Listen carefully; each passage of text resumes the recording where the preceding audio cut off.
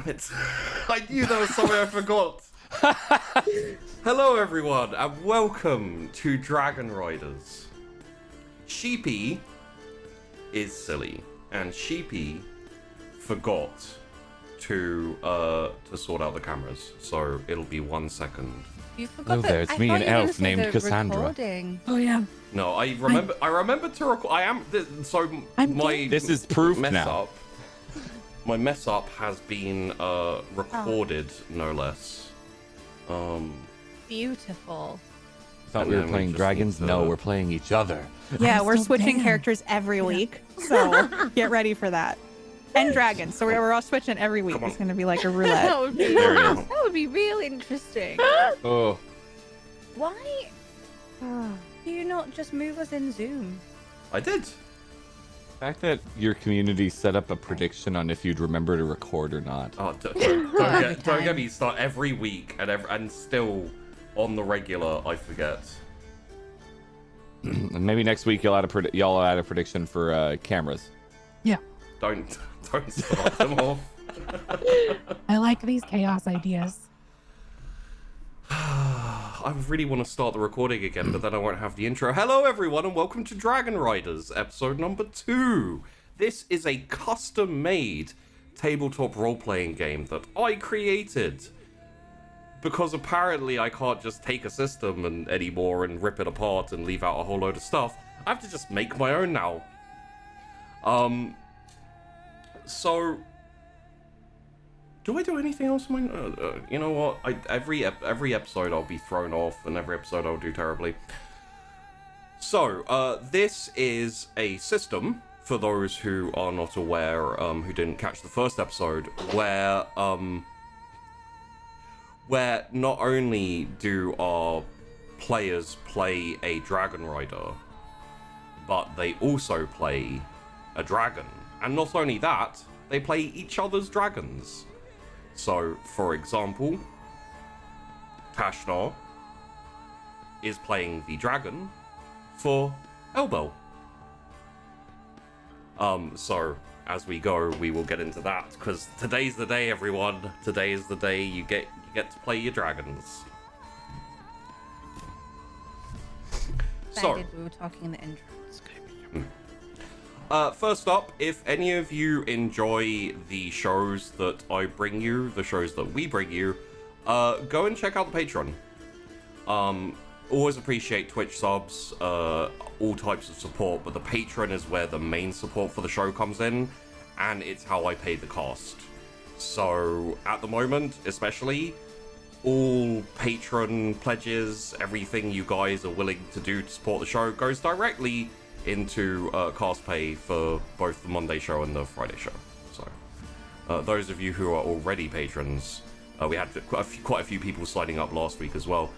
Very much appreciated, and if you're new, welcome. Hopefully you will enjoy yourselves. Very quickly, a couple of bits and pieces. Depending on tiers and things like that, we do things like board games. Because I like to play board games, and it's the only way I get to play board games is I rope all my patrons into playing board games with me. We do that on Wednesdays in the Discord. We also do a little bit of character creation for the shows, so you may see a couple of young dragon riders who may have been created by some of our higher tier patrons. Look out for those. No, not Shark Teeth Boy. He was my own creation, unfortunately. And... additional to that is we also do a thing which I enjoy, which is called Help Sheepy Learn, where I take a system I maybe want to make a show out of. We make characters, we maybe do a few scenes, kind of play it out, and I figure out exactly what rules I want to rip out of a system and not have in my show. I did it for VTM, I did it for Werewolf, I've done it for Mage, just, yeah. So, from there, I think what we should probably do is go to the recap of last episode.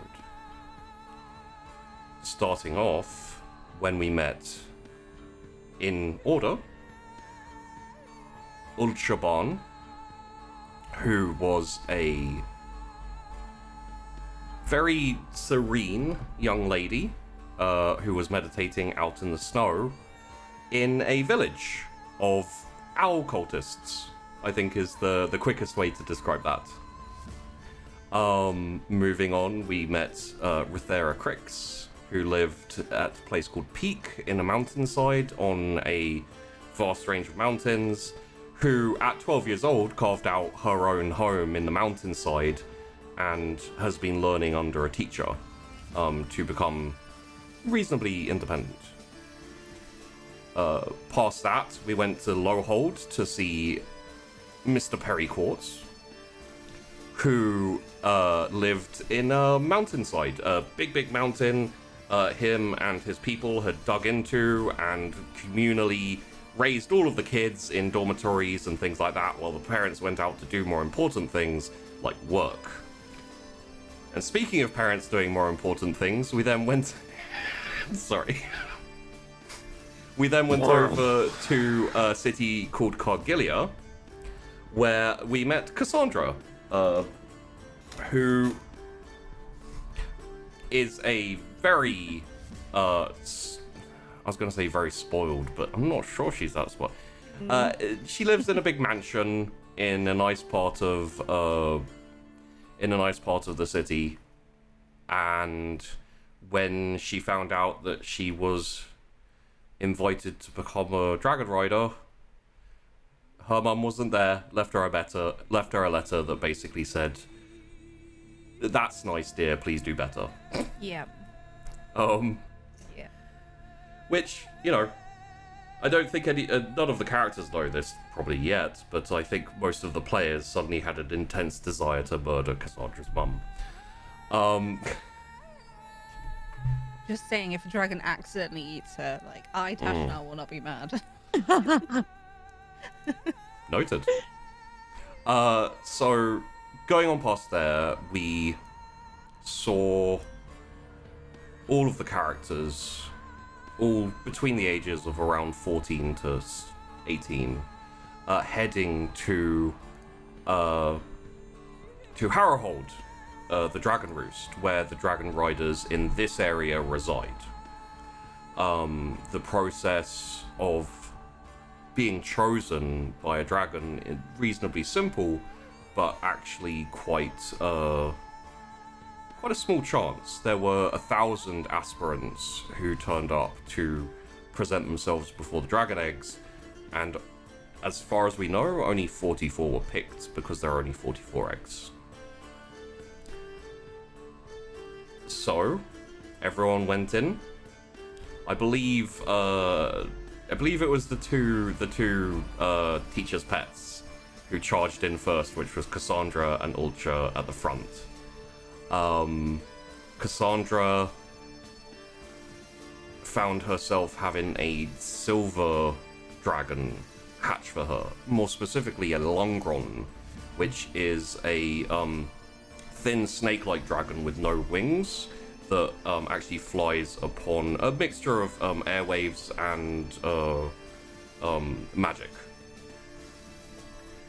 At the same time, Ulcha found herself assaulted by a 3-headed red dragon, who, it seems, has reasonably boundless energy. We'll see how that holds up. After that, Rithera went down to present herself before the dragons, and before even getting near the specific egg in question, a blue wyvern, which is a kind of horizontal 2 legs, 2 wings dragon, popped out, climbed up her leg, and jumped into her hands, essentially.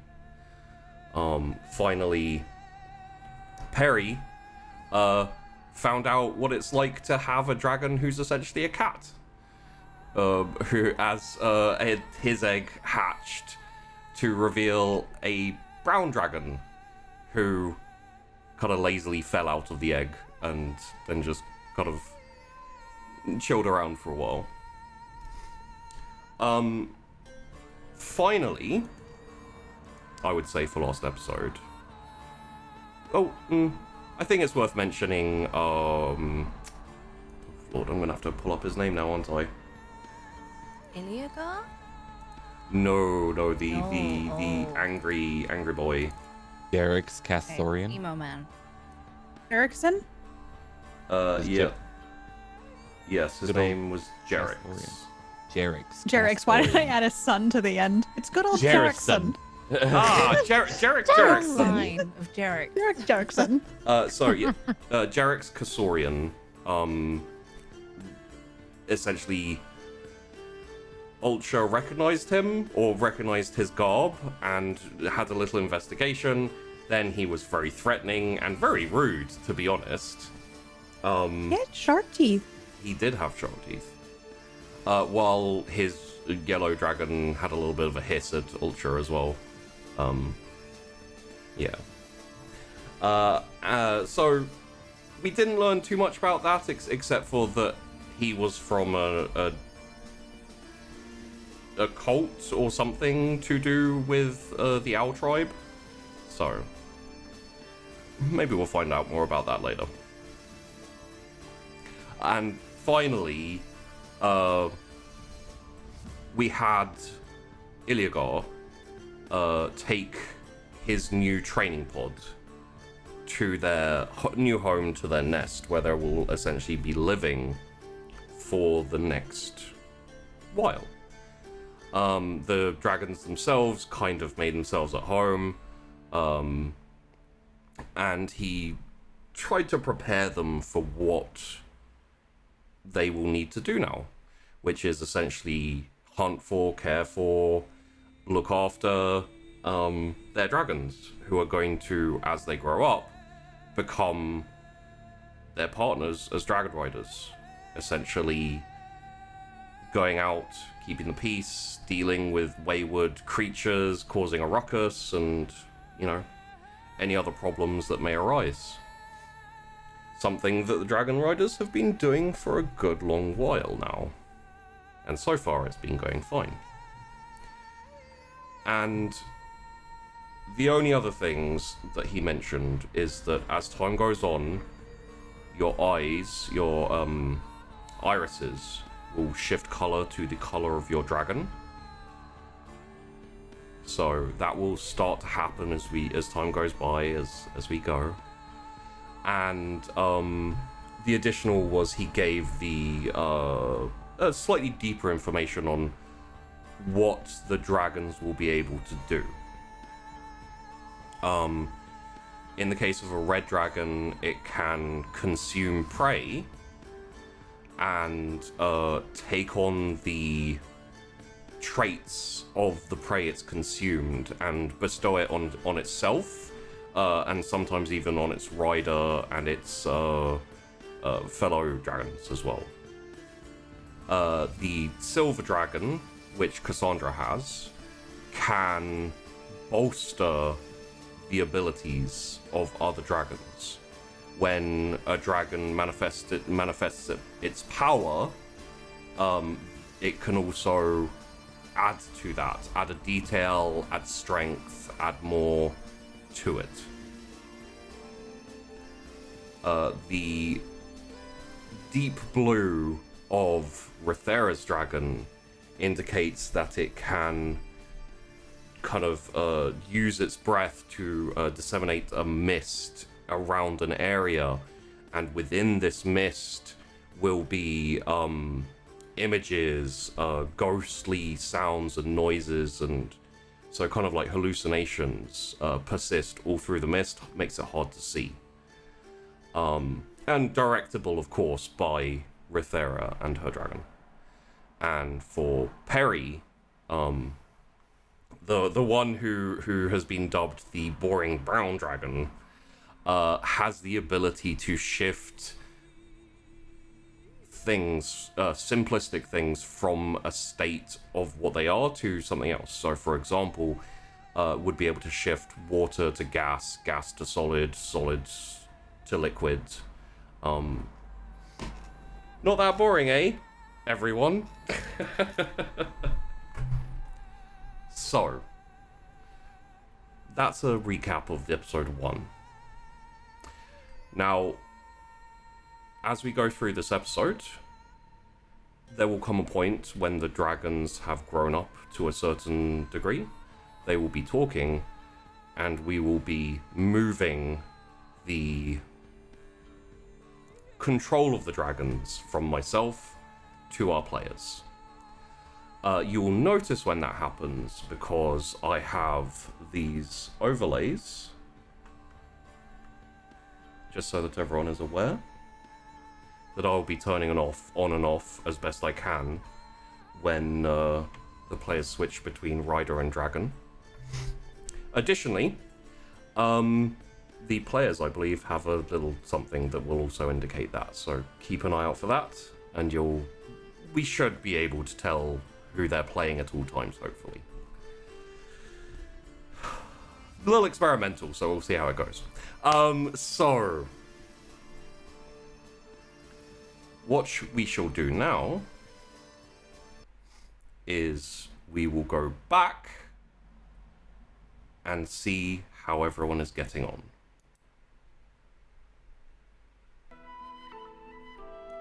And we start, as we did last time, with a serene figure sitting on a rock out in the woods.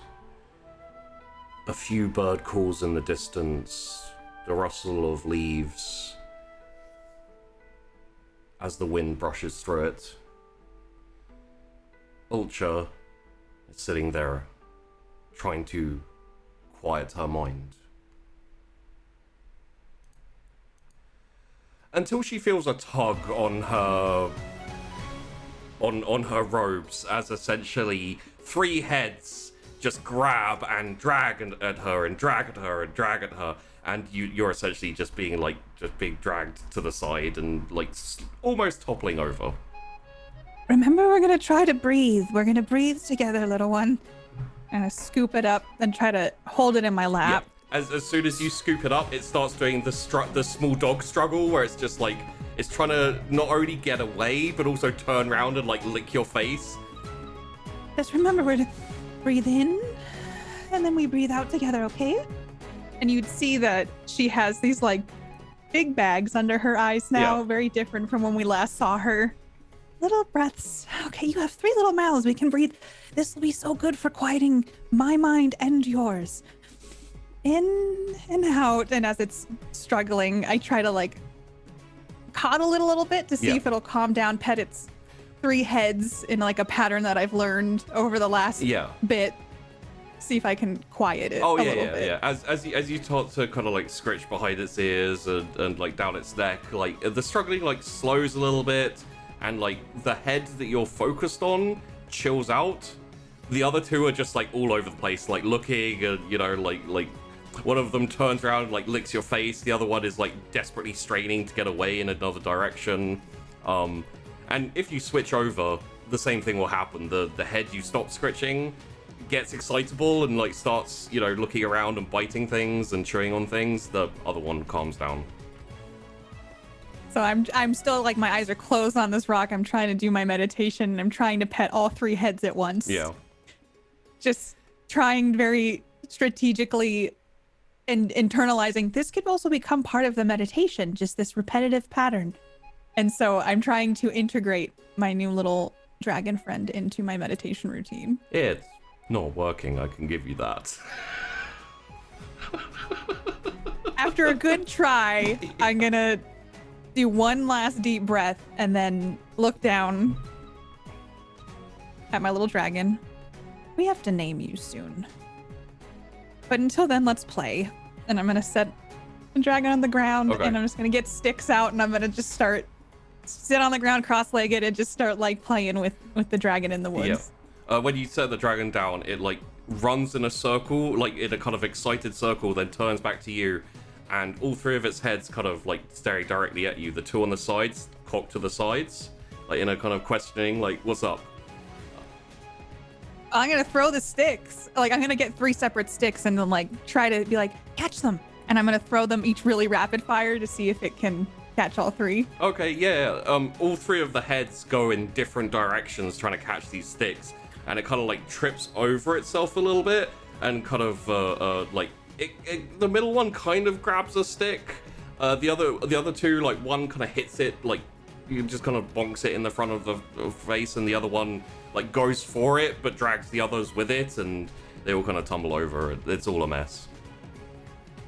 Even though I'm very tired and I can't meditate, in a way I feel like that peace as I'm just sitting here in the forest playing with it and just seeing how excited it is and looking around and being like, yeah, this is different than how I normally meditate, but I feel at ease. And so I'm just trying to tire this little guy out, and then I don't know, enjoy the fact that like, I'm actually here. Like I got selected, and this is a dragon that picked me, so it's special, and the time that I am in right now is special because it won't always be this size. And if I can add a little bit in, maybe your mind isn't at peace, but your heart is a little bit. I'm sure I'm not used to I'm used to meditating more. Yeah. But I feel pretty content considering I haven't been able to do my rituals as consistently. So there's a bit of guilt of like, oh man, back home they're gonna be upset that I haven't done my rituals today, but no one's here to watch, and I want to take in the moment of and the freedom, because not a lot of people get to leave the nest, and I got to. So yeah. And we will fade on Ultra, not meditating, not even trying to meditate anymore, but smiling. As we go further into the forest, we are presented with, again, a little bit tired maybe, a little bit drawn out, but still determined. Rithera is running through the between the trees and through the brush, fixated on something. As you hear like a and a like little shuffling from a bush to your right, you kind of spin around, you jump, and you like double arm leaping tackle and like smash into this turkey that's been for a little bit of time evading you.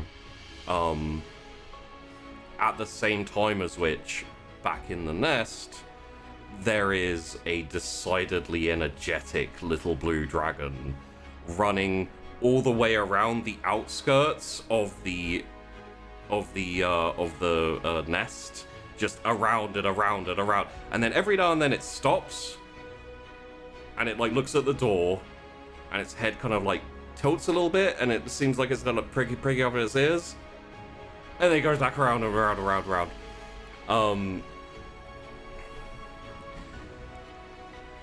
I imagine that Rithera's experiences have been similar to Ultra's, except for probably the easiest thing you found is providing food. Absolutely. And your dragon is probably the most independent of all four.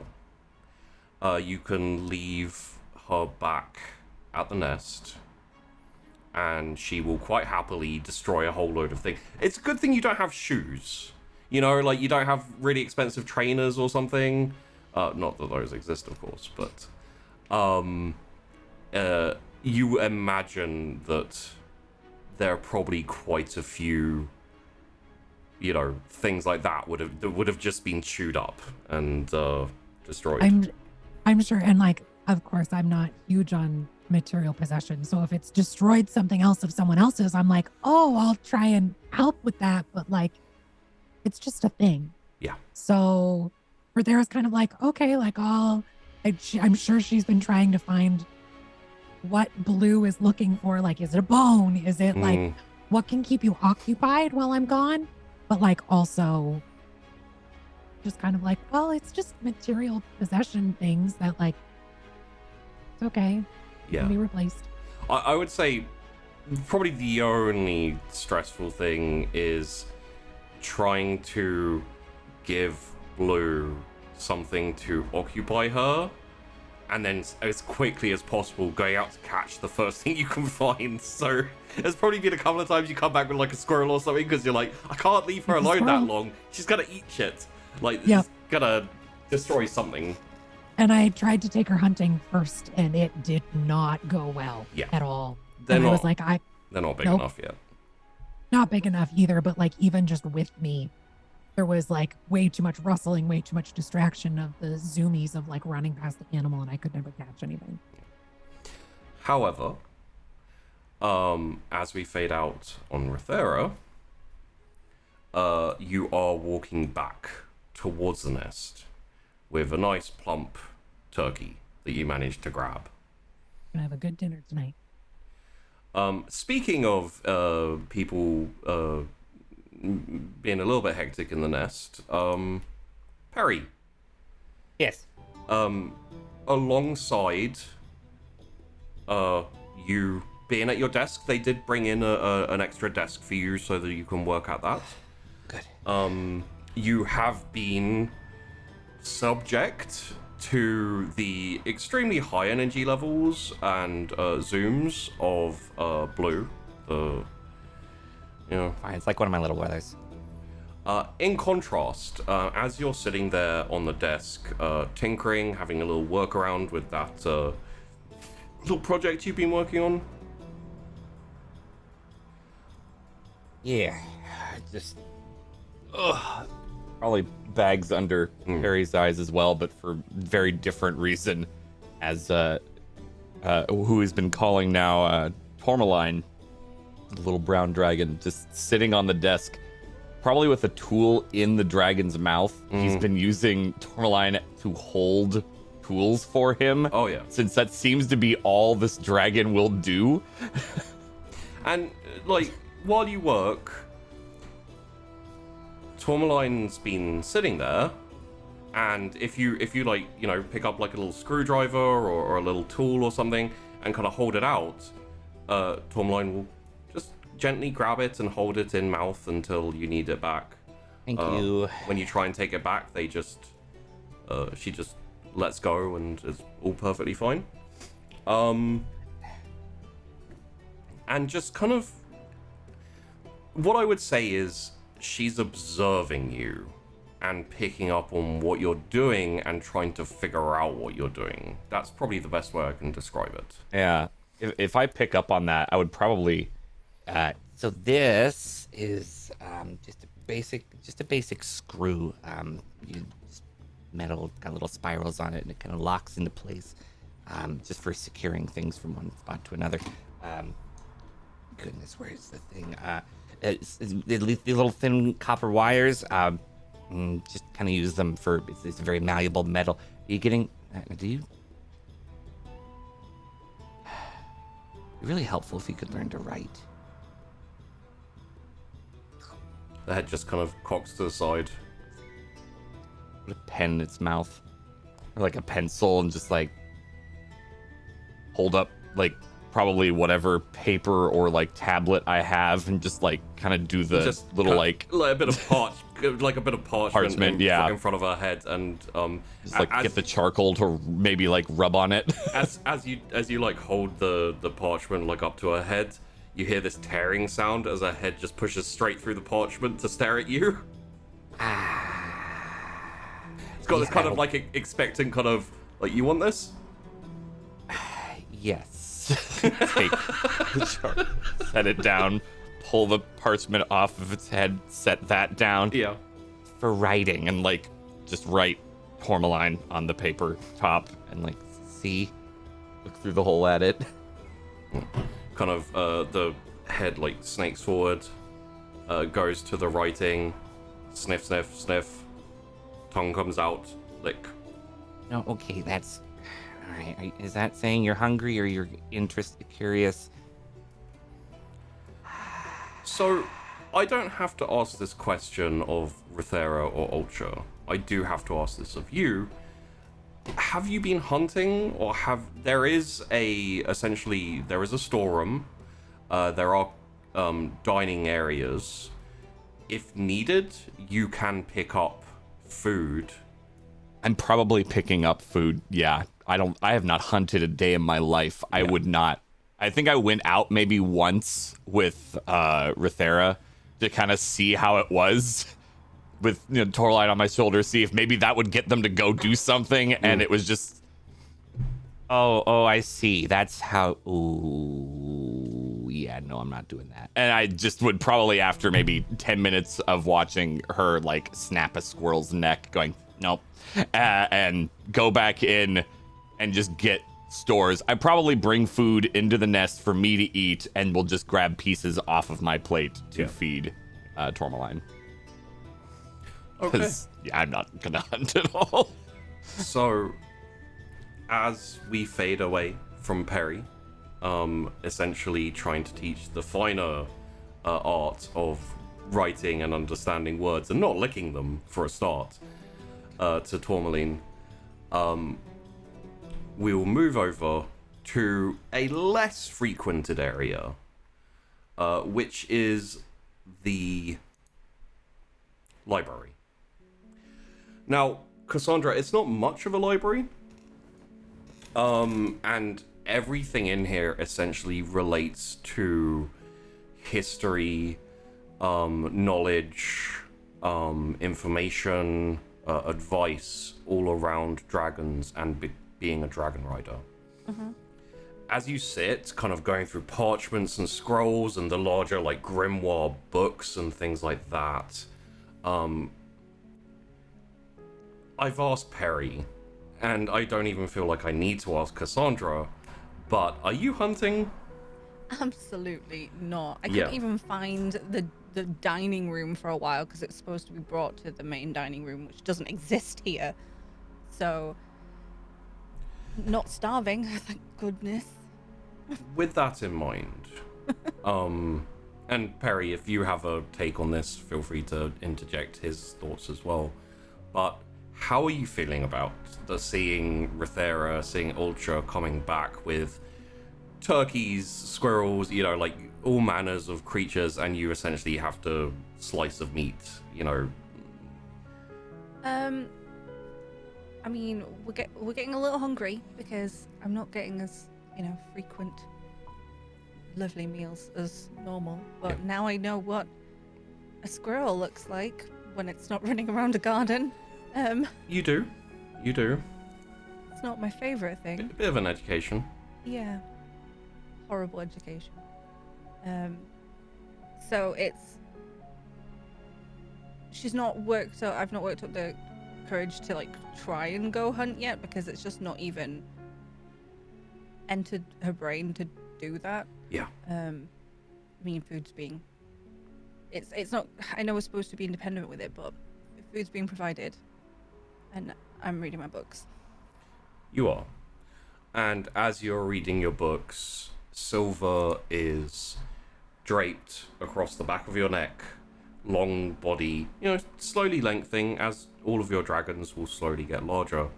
But essentially, the snake-like body is essentially on your shoulders, goes up, resting on both of your ears, kind of goes around the back of your head and then up, and its head is rested on the top of your head. Just kind of relaxing. I feel, and correct me if I'm wrong here, I feel like in her head, Cassandra is like, oh, he's attempting to get a little look at what I'm reading so he can read as well. What a smart boy. There's no indication of that, of course, but we do tell ourselves these things sometimes. I can't see it. It's clearly looking for an, Yeah. dragon eye view to see everything as well. Maybe every now and then you hesitate before turning the page, thinking is he finished reading this page, or should... Just like having a nap, and I'm like, oh, that was big breath. Okay. I'll just give him another second or two to finish this page and then move on. And I'm explaining things, or as I take notes. I'm like, okay, so this is important. I think this is important. Okay. And we'll fade out on Cassandra and Sleeping Dragon, because Silver is sleeping. He is not reading along with you, I'll tell you that. And will move forward a few more days as this continues. Now, what I will say is, in different aspects, you are all a little exhausted or nonplussed. Rithera, you can hunt, but there are things that you don't understand that your dragon does. There are instances where you find yourself a little bit perplexed. Ultra, similar for you. You don't always understand what your dragon's doing or why. Also, there's a lot of energy in there, especially for you. You look at Perry or Cassandra's dragons, and you're like, damn, man, like, is the special ability of my dragon to take energy from other dragons, and it's just taken all the energy into itself, and it's just running around like a Energizer buddy? For Perry, obviously the hunting is a bit of an issue. I would say similar for Cassandra. So there's different aspects that you all find difficult. I'll also say that, barring Cassandra, I doubt many of you have spent much time in books and parchments, like reading up. So I'd say, Cassandra, you may have an idea of what to expect going forward and the types of things you're going to need to do to essentially raise your dragon. Probably have a bit less confidence that you'll be able to do it, but after a few days, at a point kind of towards the end of the day, as the sun is starting to go down and it is starting to get darker, your dragons, for the most part, are settled down and either thinking about sleep or chewing on something that they shouldn't be chewing on.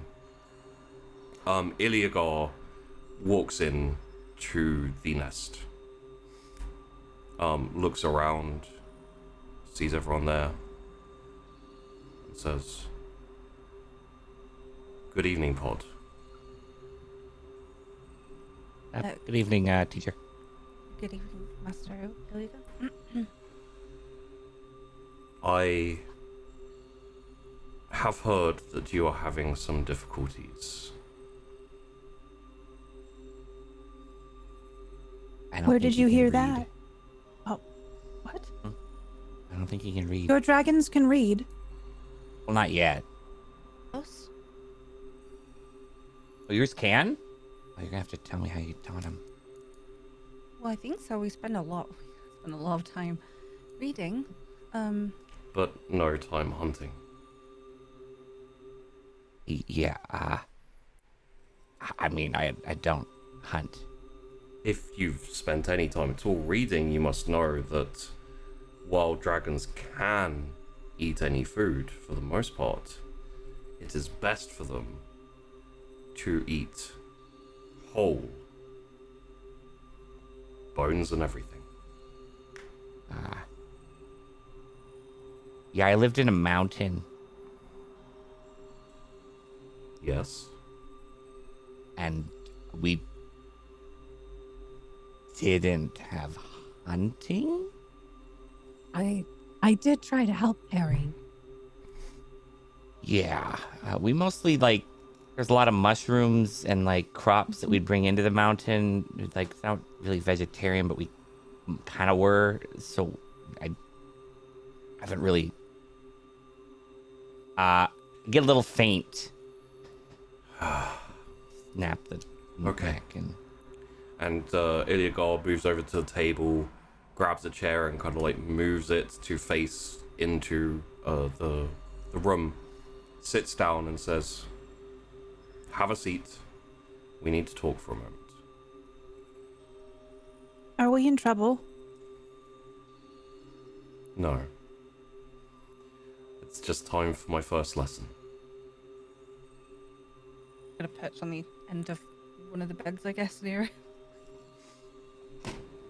like turn my desk chair around, I'd probably sit cross-legged on the floor. pick up Tourmaline, move them like just a foot away, There's no resistance. facing the It's direction. just Yeah, literally just kind of like up pick up, and plonk. set down. Yep. I'd probably be standing because I have to keep my eyes on Red at all times. Yeah. So I just like I stand ready to help, like redirect if Red starts grabbing onto something that they shouldn't. Red is actually in their bed in the corner, and two of the heads are what looks like asleep or at least relaxed. The Okay. problem is the third one is like stretched out and chewing at the leg of one of the chairs that's in the corner over there, and there's just like this big kind of like sawdusty pile at the bottom where he's just been like chewing. So you're probably like trying to pay attention and also like, oh no, like it's ruining that chair. Are there like any bones in the storage that I could have grabbed as like a chewing option? For both you and Rithera, you would probably have like a bone or two. I'm gonna try to like covertly redirect the Yeah. sawdust pile to, hey, why don't you chew on this? This is like a better option, and give Red the one head that's still awake the bone that I've been saving in my pouch for this exact moment. Yeah, Red, like the head that's still active and going around, like kind of pauses for a sec. You hear this like, and then you hear two other, and then all three heads like start moving and then go to the bone and like start kind of like the middle one grabs the middle, the two side heads grab the sides of the bone, and then they're kind of like crunching, and there's a little bit of like yipping, yammering between, you know, like when they're trying to claim it for themselves. As long as they're occupied, I feel like they're yeah, occupied. I'll like go to my bed where I can still have them in my peripheral, but Yeah. I'll sit and be wrapped for whatever the master now has to tell us. As you sit down, Iligar looks at you all one by one and then says, Rithera, Yes, master. how and what would you apply to strengthen your dragon's teeth? Well, you want to give them something hard to chew on, right? Cassandra? So for fangs and teeth, it's mint leaves actually. Not hard things, it's mint. And you can mix it with other things if they don't want to chew them. The quick and easy answer is to have your dragons chew mint leaves. However, you can turn it into a paste and apply it to their teeth to keep them strong and healthy. With milk works well apparently. Thank you, Cassandra. Just to clarify, rocks are not a good option. No. No. I will work on that. They just like to eat rocks a lot. A lot of chewing. Yes. Okay. Ultra. If your dragon is suffering from indigestion or having digestion problems, how would you treat them?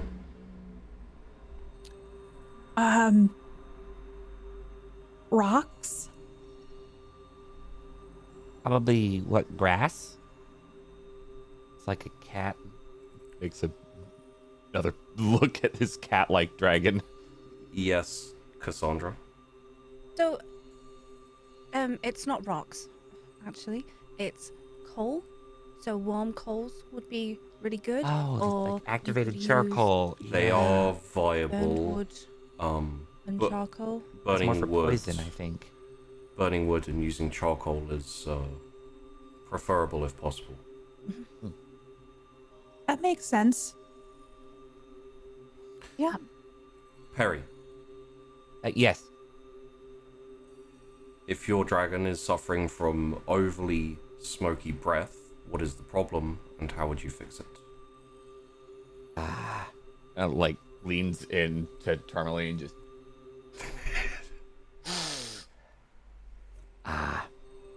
there's no smoky breath here. It's not overly a problem, so it's not a problem. I don't really have to worry about it right now.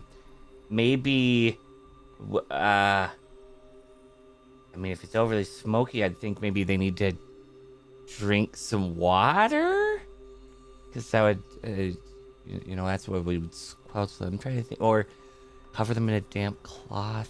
If No, that's a grease fire. if this was an immediate problem, Perry, how would you Oh. find out? If it was an immediate problem, it's probably smelled smoke on their breath. But you would need to figure out a way to solve it. How would you Right. find out what to do if you do not know? Well, I'd probably go to you and ask. And what if I'm Ask not some- here? Ask any of the other teachers. Cassandra, how would you fix it? So I would fix it with chalk and plants like lavender. So mix it into a paste, and then they can eat it because their stomach's too acidic. Yes. Oh, like a base. Oh, you could probably use some calcium too then, Cassandra, which is chalk, yeah. where is the nearest flock of wild game, turkeys, anything like that, to this current position?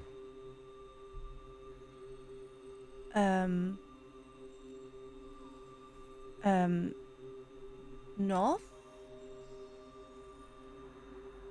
Rithera? A little bit southeast. They have a nest mating area right on the meadow. Cassandra, if you are wanting to go fish, where is the nearest lake or river that is appropriate for gathering some fish?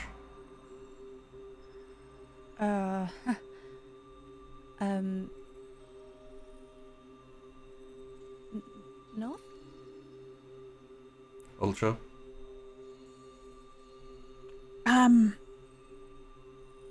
South. South. Right. Do I need to explain to you the current problem you're all facing and how to fix it? I need to look at more maps. No. Anyone? Well, I need to clearly, get fresh food for Tourmaline. Fresh. And how are you going to do that, Perry?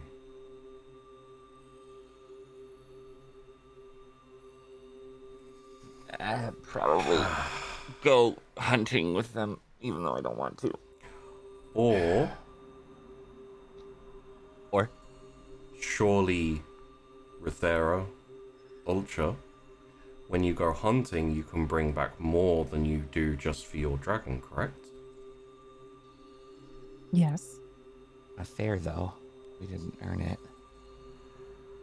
Well, when you have a problem with your dragon, Cassandra will be able to help you.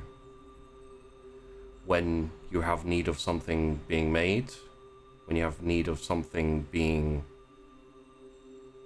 created, there will be a time when you will all need to make your own saddles for your dragon. Are you going to make them yourselves? Do you have that skill? Oh yeah, absolutely. No. I will always try. I could put something together. A chair? No, you'd want something more flexible that bends with depending the type of dragon you have. What I'm saying is that you are now a pod. You're not just looking after your dragon. You're a team together, and you will be a team together. As your dragons grow, there will be times where you will have to fight against creatures, people, could be anything. you'll have to do that together. You don't and can't do everything yourself. And therefore, it's important to know what your strengths and weaknesses are and find a way to help each other when you see one of your weaknesses presented. For example, Cassandra is not particularly good at hunting. However, as you can tell, she has already absorbed a fair amount of information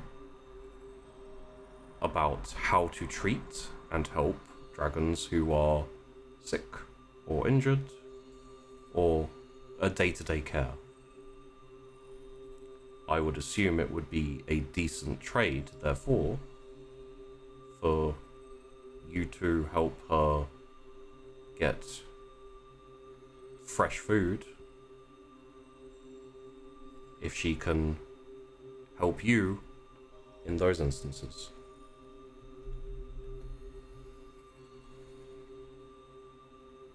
I'm happy with that. I like that idea. I'm happy to work together. Yeah, yeah. Good. Might I And, be bold to say that it's been a bit lonely the last bit? So I do like the idea. I work better with others. oh yeah, me too. I just get absorbed in my work a little bit. But Yeah. like company. A different experience.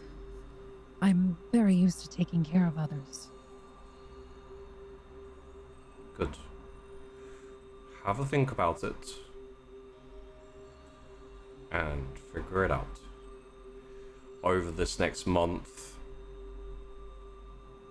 you will be most likely be busy caring for and looking after your partners.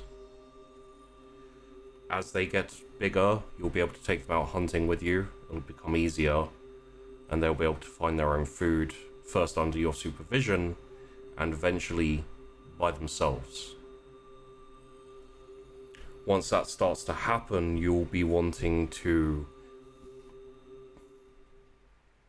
consider how you'll be fighting, how you'll be training, and what to do with this newfound free time that will come with an older dragon. So, have a think.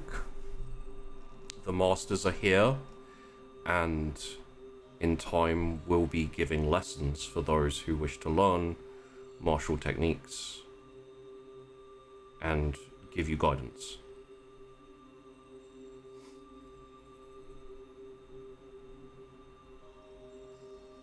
So, go get some sleep. It'll be another long day tomorrow. And I will check in on you soon. As he stands up and gives you a nod, I would say, as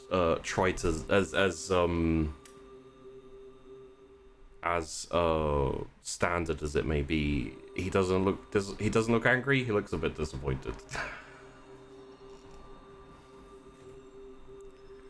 Did you all feel like we were in trouble a little bit? Uh-huh. Very Yep. much so. I Just thought expect more of us than we've been giving. Expected more yelling though. It's worse Yelling? when they're not yelling.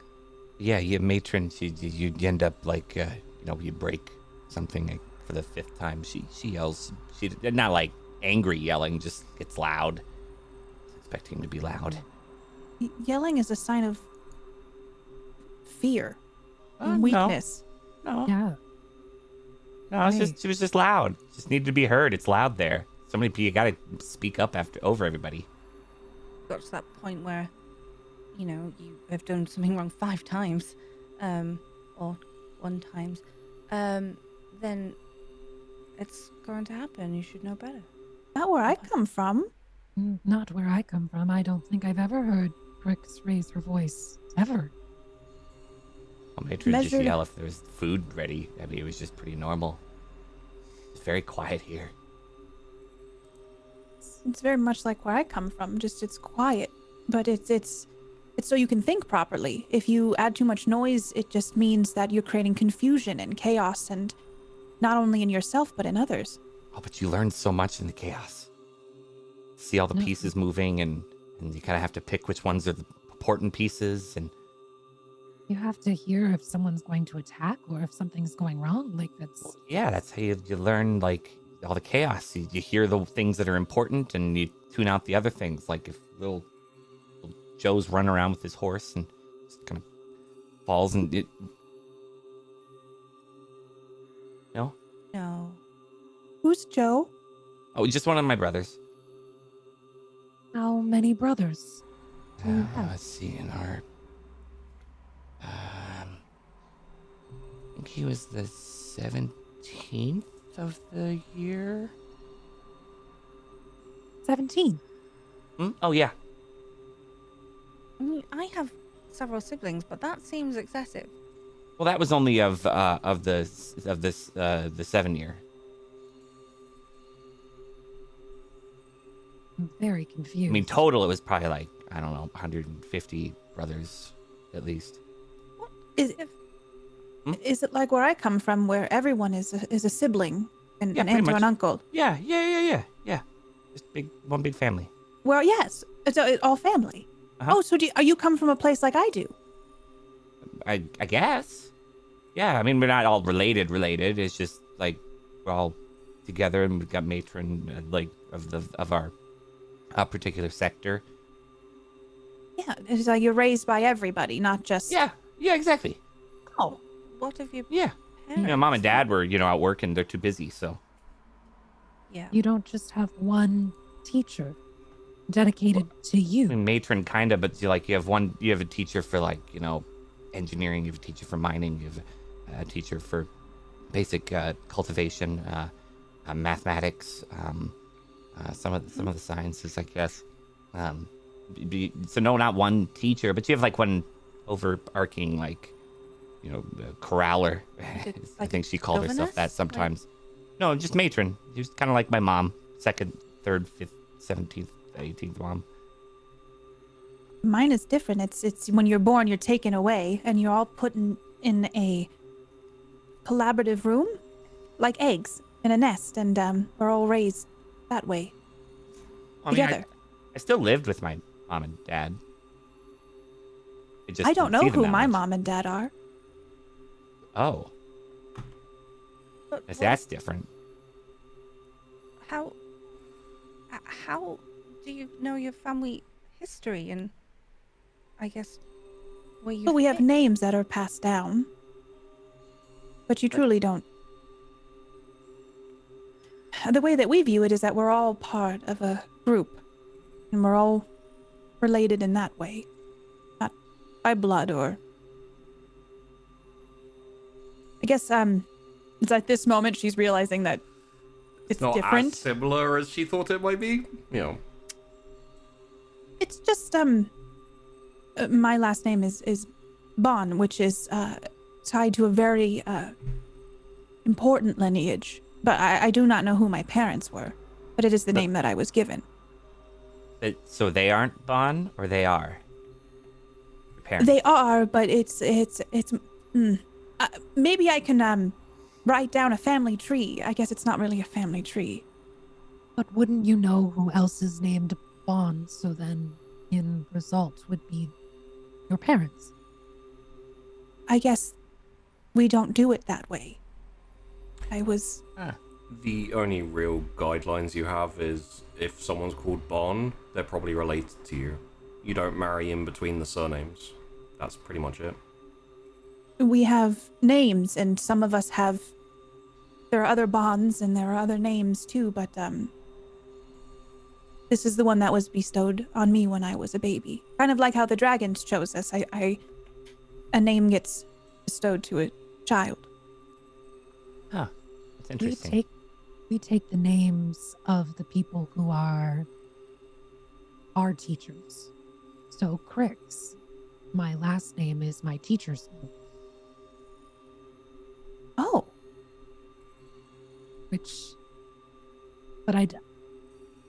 we're very independent, so I guess similar in that way of I have no connection to my parents, but we always have one person who's our...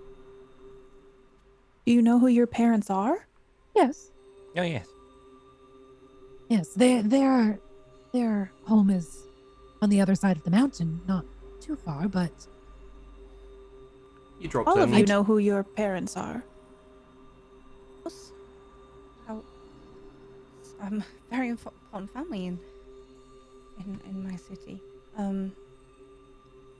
It's not to upset you, Ulch. It's very odd to not know where you come from until. Well, part of I your know where family I come name. from. Well, your origins, your family's origins, where you stand, social, economically.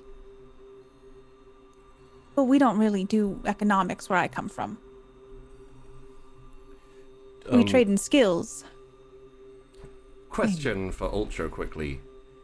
You've Yes? been you essentially they're like, oh, you don't know where your family comes from. I imagine that would be essentially like, oh, you don't know the story of Titania Barn? Well, would you basically go off into that? If you like, I can go over it quickly, and you can essentially have told them about it. Yeah, I mean, if you want to be the one who like facilitates the story. No. If you have it in front of you, then feel free to. I don't want to steal your thunder. No, that's fine. Let me find the exact bit about it. Okay. So the would the group seem receptive to hearing about my stuff? Because I know like I imagine that I do have a little bit of a stigma attached to me based upon where I've come from. I think Cassandra is just like mind blown. It's so Yeah. like, how can you not know who your family is? So yeah, I'll be like, oh, so this is your lineage. Okay, so you're telling me about this. Okay. I would also say you've all just been chewed out by Iliagar, and you're all Yes. sitting around in a semicircle, like looking at each other like bad students. Like, we don't know each other yet. Yeah. So Perry's Right. Perry's totally listening, but I don't think you know him well enough to realize that because he has already turned back and started tinkering on something. Okay. But 100% he's listening and paying attention, but it's getting too quiet for him sitting in this circle. I think it's So some he needs to point, do like, something.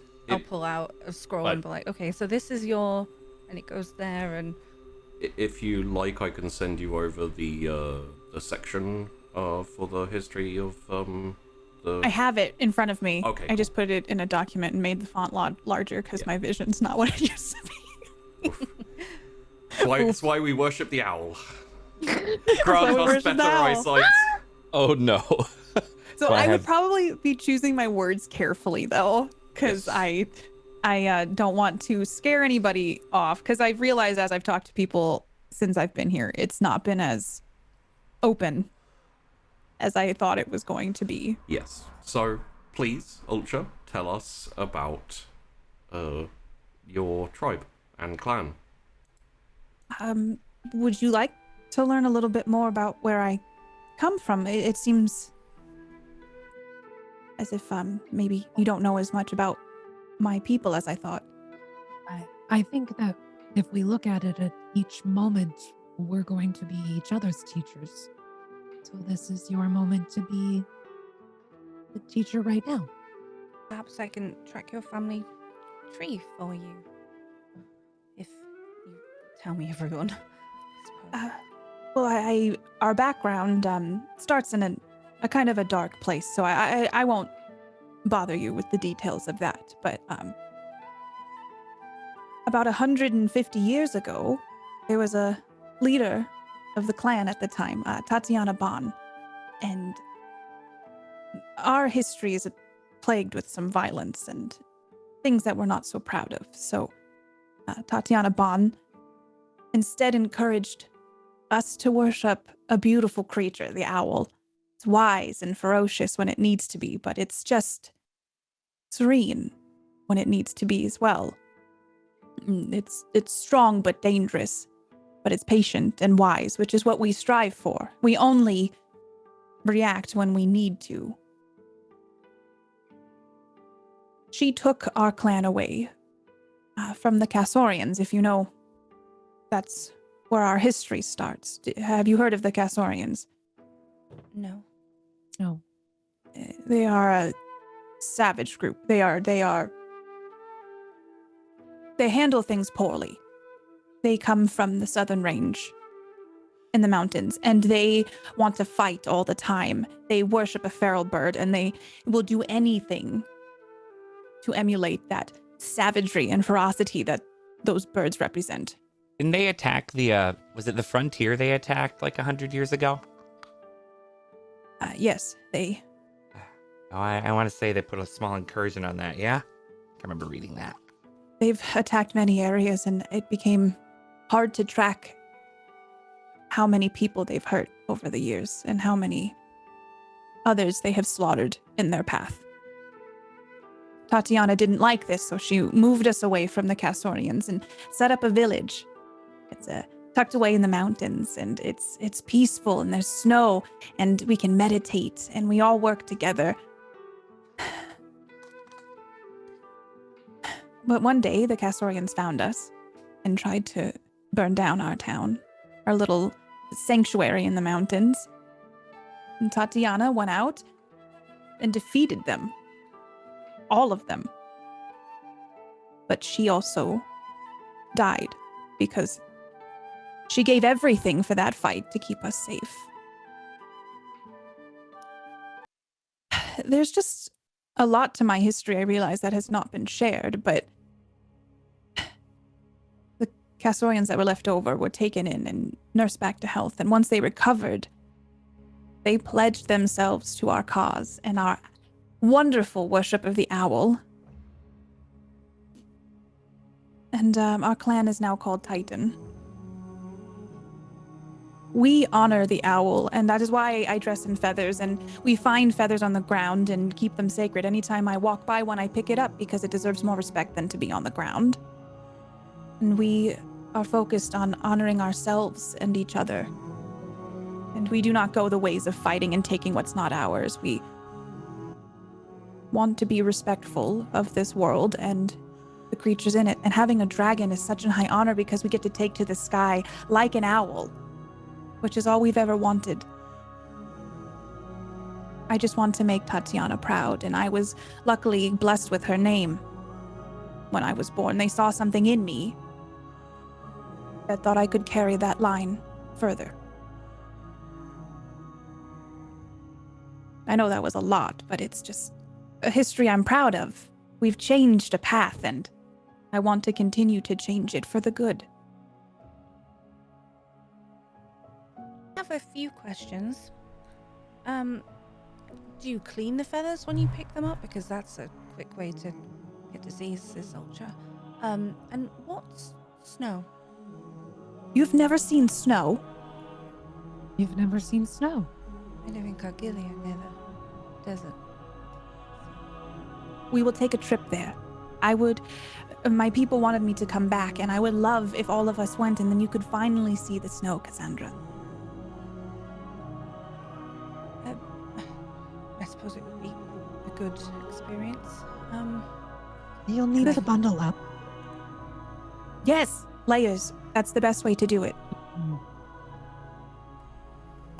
Well, I suppose if we make that trip, we could perhaps go visit my estate in Cargilia. Perhaps my mother will be home this time. I would love to see everyone, like where they came from, their homes. I've only seen where I come from. Even being here is new to me. I would like to meet your mother, Cassandra. Yes, perhaps she's a very, very busy woman. It would be a new experience for her, surely. We'll discuss it closer to the likelihood. I think an adventure. You're always welcome to come to Lowhold, though, based on everyone saying it might be too loud for any of you. I'd like Fun to though. experience Your dragon would be chaos. very excited about it. So many children to play with. I think. Oh, I really wish we had names for them. I think Red would love children. What? Beacon, perhaps. I don't. Bake Did you say them, eat boil them? them, stick them in a stew. Well, I was joking a little bit, but perhaps not so much joking. And I And you look have- over, it's like chewing this bone, and I'm like, they are due to get quite large, Ultra. Have you read in your books? And I lower my voice. Is there a way to calm them occasionally? Oh, yes. Or what can keep them occupied? I think if- apologize if Poke the brown dragon Yes. as it's just sitting there like, I'm just like, I kind of look up because my dragon's still asleep on my head. I'm like, I suspect that when we are more connected with them and when they're older, there will be more of a, There is also Back and- something you read. oh, more back and forth. Okay. So the hiccup cure. Okay. Also, it Yeah. it doesn't just relax muscles. It also is a bit of a And sleep aid or calming. I suppose there is something you could use, but it's more of a medicinal thing. So if you were to give them some valerian root for them to eat on, it'll relax their muscles and make them quite drowsy. Whether that's something you would like to do. Too much would probably not be for the best. Ultra, have we maybe thought the blue and red maybe try playing together? Maybe wear them each other out? Like a play date? Yeah. I'm sure blue is still like spinning around this room at some point. Yeah, every now and then, just knock something over. There's gotta be a way to boundless energy. I have an idea, but I gotta work on it first. You feel, Rithera, you feel like a kind of like a tug on your back, and Blue is like clambering up your back, and then this little snout like pokes up and like rests on your shoulder, like looking around at all of And you. a little scritch on the head and like under the chin. And there's like a little bit of a snort that like blasts a bit of your hair. I don't want. Oh, Have you tried reading to them? I don't read. We do if it's necessary, but really a lot of my teaching is spoken word. We don't But then document a lot. how do they make sure no knowledge is lost? Where is it all stored so everyone By can? stories.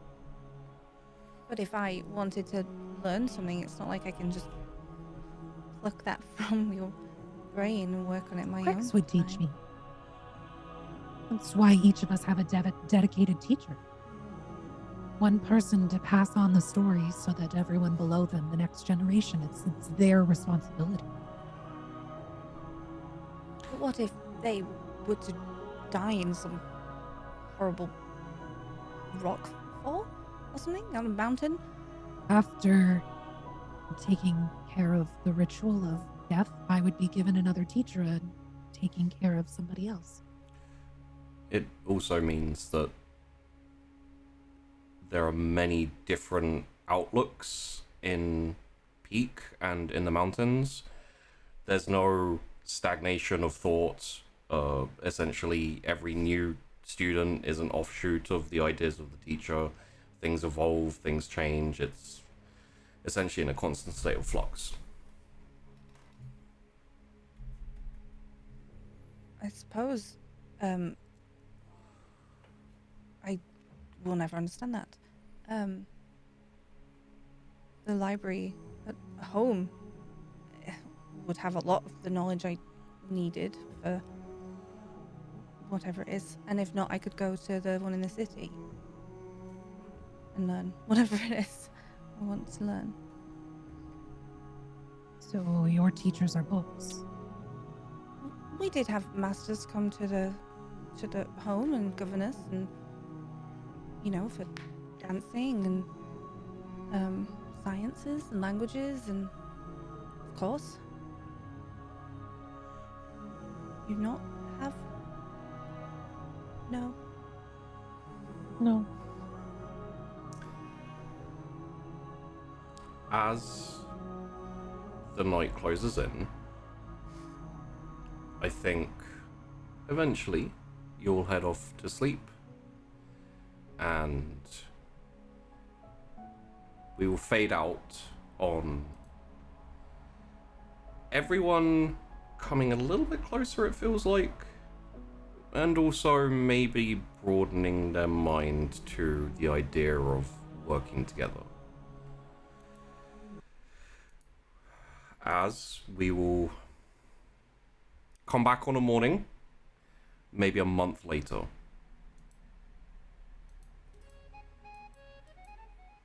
As the front flap of the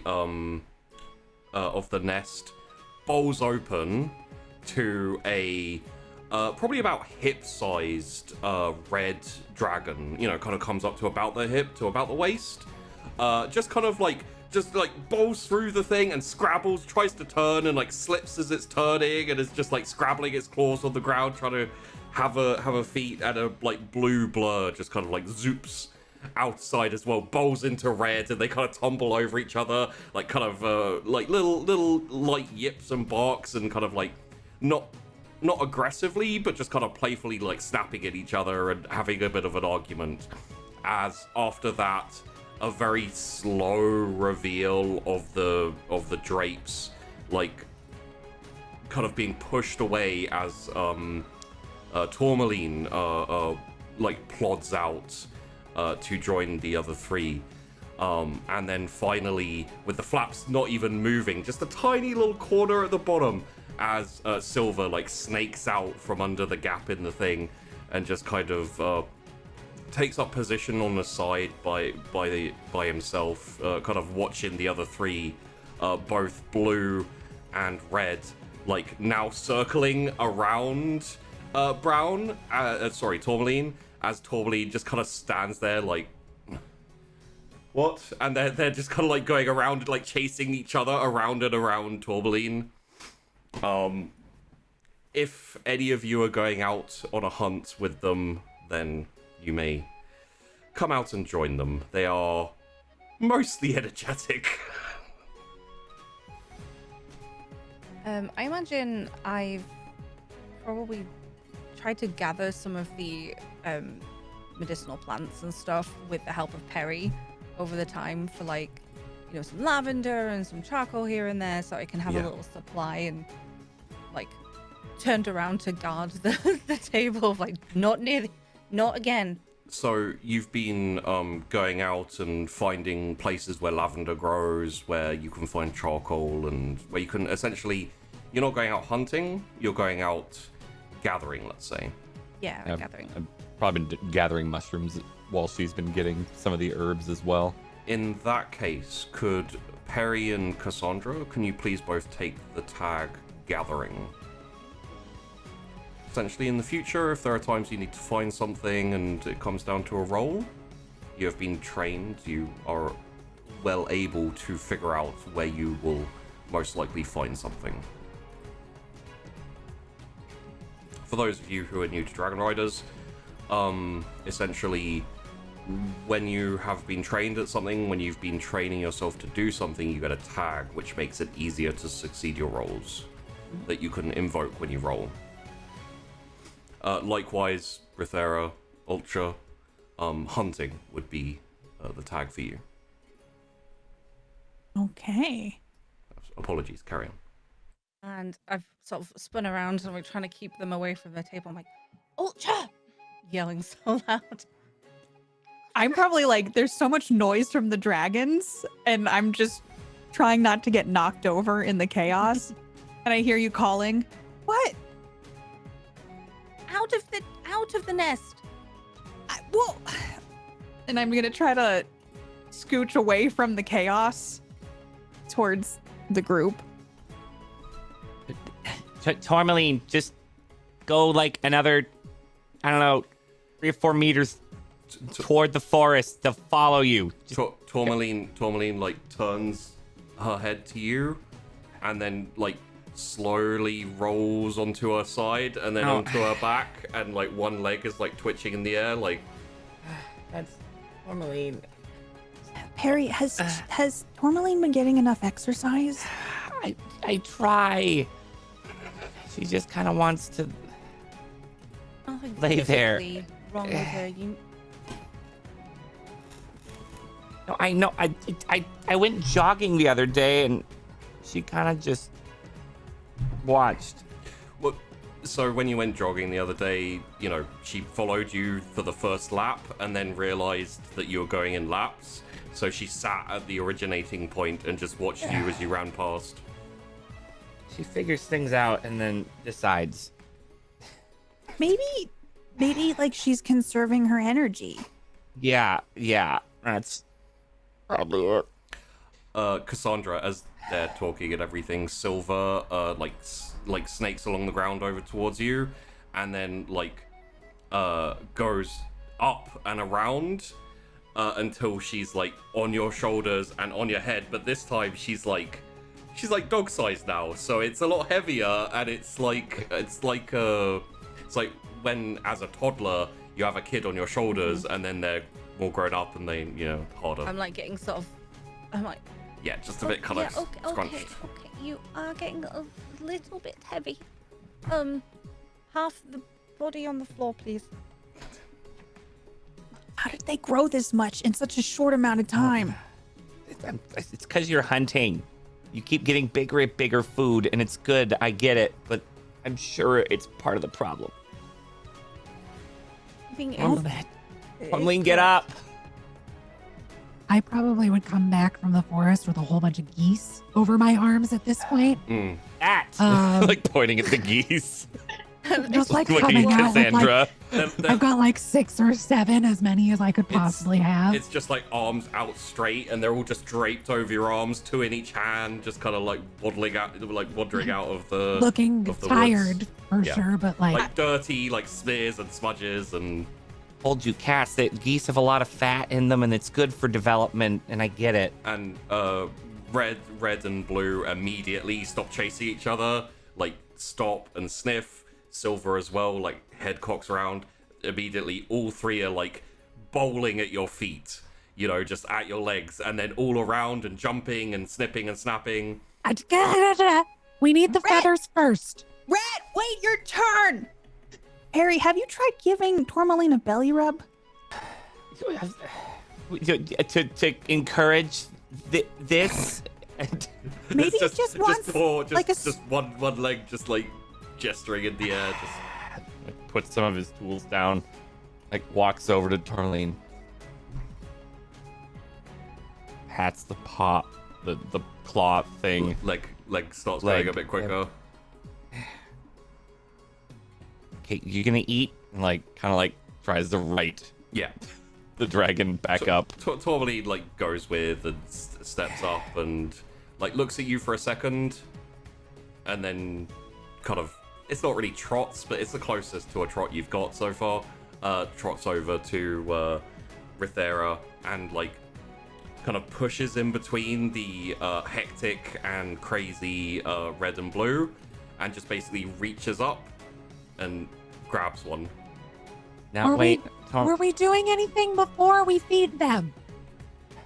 Do we have a choice? And Tourmaline like pauses as Rithera's like starts shouting, and then like looks around at Perry with with the goose in her mouth, just like Just bring it here. Bring it here. And I would bring over, just still arms out, like kind of. At this point, I think I'd run over to help Rithera because I feel Yeah. like I would take half the geese off of you and like kind of hopefully. Thank you. Yeah, you gain the attention of blue and one of the heads of red. The other 2 heads of red are still. I have a question. Since Yeah. red has 3 heads, does it need 3 geese? No, the necks will go down into one main stomach. Okay. It's essentially dragons, and this is something Sandra will know and have probably told you. The dragons have one main stomach where they digest food, another secondary stomach where they break down food into fuel, and then a flame sac, which is essentially where they breathe fire from, which is fed from the fuel stomach. Okay. Invariably. Sorry, I'm laughing because you said flame sack. I'm 12 years old. That sack is fire. It's lit. Mm. I'm sorry. I can leave if you want. I can just end the Yeah. call, like, and blame it on my internet or Remember whatever. when we thought Ultra wasn't gonna have a dragon? Let's go back to that. Oh, see, I predicted this, which is why she got red. Yep. Did you need Harry, to pluck? Or, well, the feathers are probably good for the stomach. I think you mentioned that, right, Cass? Well, It depends. The fat can be used for stiffenings and scales. Like it's good while they're growing. You need so at we least a could couple use some of quills and like plucks a few that. for like extra pens. Like If you still want a pillow, Cassandra, because now's the time. yeah. Really? If you want a pillow, we're gonna you might have to help us, but take the feathers and we can use the whole bird to feed the dragons and I don't Make a think pillow. you understand how much I need this pillow. Thank you. Yes, that's. And I'm gonna like bustle over and I'm like, yes, let's get some feathers. Now, just like try and pull Yeah, one out. like- you kind of have to grab one as heads are like going up, and there's like scrabbling around your feet, and I think at this point we're all used to it, so I'm just like stepping over them, and I'm Yeah. like, Silver, come on. And I'm like, oh yeah, okay. Perhaps we can save one for ourselves and for the. absolutely concoctions. yes. We did see some plums. Oh, yeah. To make plum sauce. Plum sauce and geese sounds lovely to me. That's right. Yeah, I guess. Yeah, that's a good idea. I could get a fire going and we could make some jams, boil it down, get it all extra. Okay, yeah. like runs off and grabs a pot. Right, not that I know how to cook, but we could have a plum sauce. It's possible. You can tell us how to make it. No idea. Perhaps there's a book, or Perry? Terry's like run back with a pot, like started the cooking fire. Like Did we bring the plums back? Did you get a sack of those? I can't remember. I was off getting some more. Yes, there's some on the. I would say probably when it comes to minutiae of cooking, Perry probably has the best idea. Matron. yeah, he's already like started grabbing stuff and had Yeah. grabbed some sugar from the storeroom. And like Yeah. started some water boiling and is already like getting ready to blanch the plums. I'm just like, I had all these brilliant foods. Let's beat them. Like introducing new foods. Okay. Thank you. And how would we make a pillow? Oh, well, we would use the leather that's been drying from previous hunts and stuff the feathers into sew it up. And Okay. do you know how to sew? I embroidered. Yeah, I can sew. That was Okay. Like yells back. pretty good. As you're all chatting, and just kind of getting things figured out, a fairly large boy who looks probably 16 maybe or so, quite well built and quite tattily dressed, walks up towards your nest with his hand raised and with a slithering Longron Same type as the silver, except for this one is yellow. And raises his hand. Hey, sorry, whose pod are you? Oh, Illigars. Illigars, of course. I'm just been asked by. Give me a second. There we go. One of my 300 notepads. I've been asked by Agatia to go around the pods and inform everyone that the masters will start teaching the use of martial weapons and training students. But I think it's almost ready. Yeah. It's like he runs up away from the plums and just goes into the nest. I have Stirring the spoon. I have a list here if you.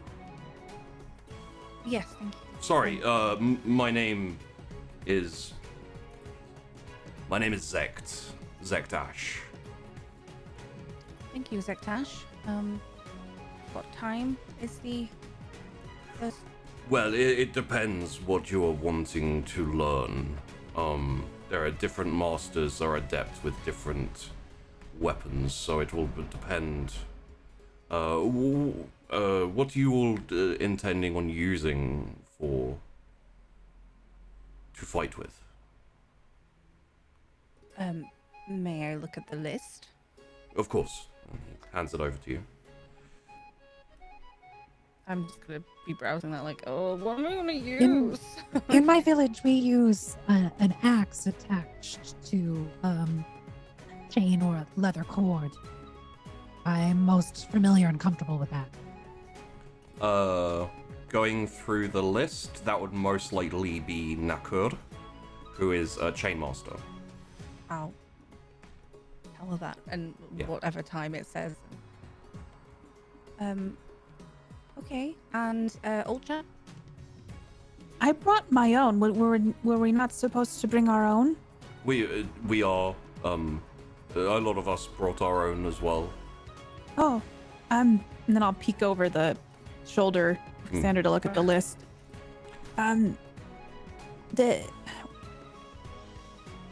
It's like two sides. Is there someone who would know how to? Vect kind of like looks over and points, and you see him pointing at the name Rainier Vaz. Ah, okay. He specializes in curved weaponry. And I make a mental note of that, and yeah. So, okay. Staves. Yes, perhaps I will. Stave Master is noted down there as Fayana Duskborn. Perhaps I will visit Fiona Duskborn's class. After a bit of clattering, Harry comes out with a box and sets it down on the table that Cass and him had been using. Yes. And he starts digging through it and pulls out a very rudimentary, like, shambled together wrist crossbow. And, like, I've been working on this. And then, like, holds up the crossbow. Not perfect yet, but is there anything on there with, like, crossbows or ranged or something like that? It would be Maya Chatsk. Bowmaster. Maya Chat. Okay. Yes. Yeah, good. And then he, like, sets that down and then goes back to, takes the spoon from Cass. I'll take that. Thanks, Cass. Thank you.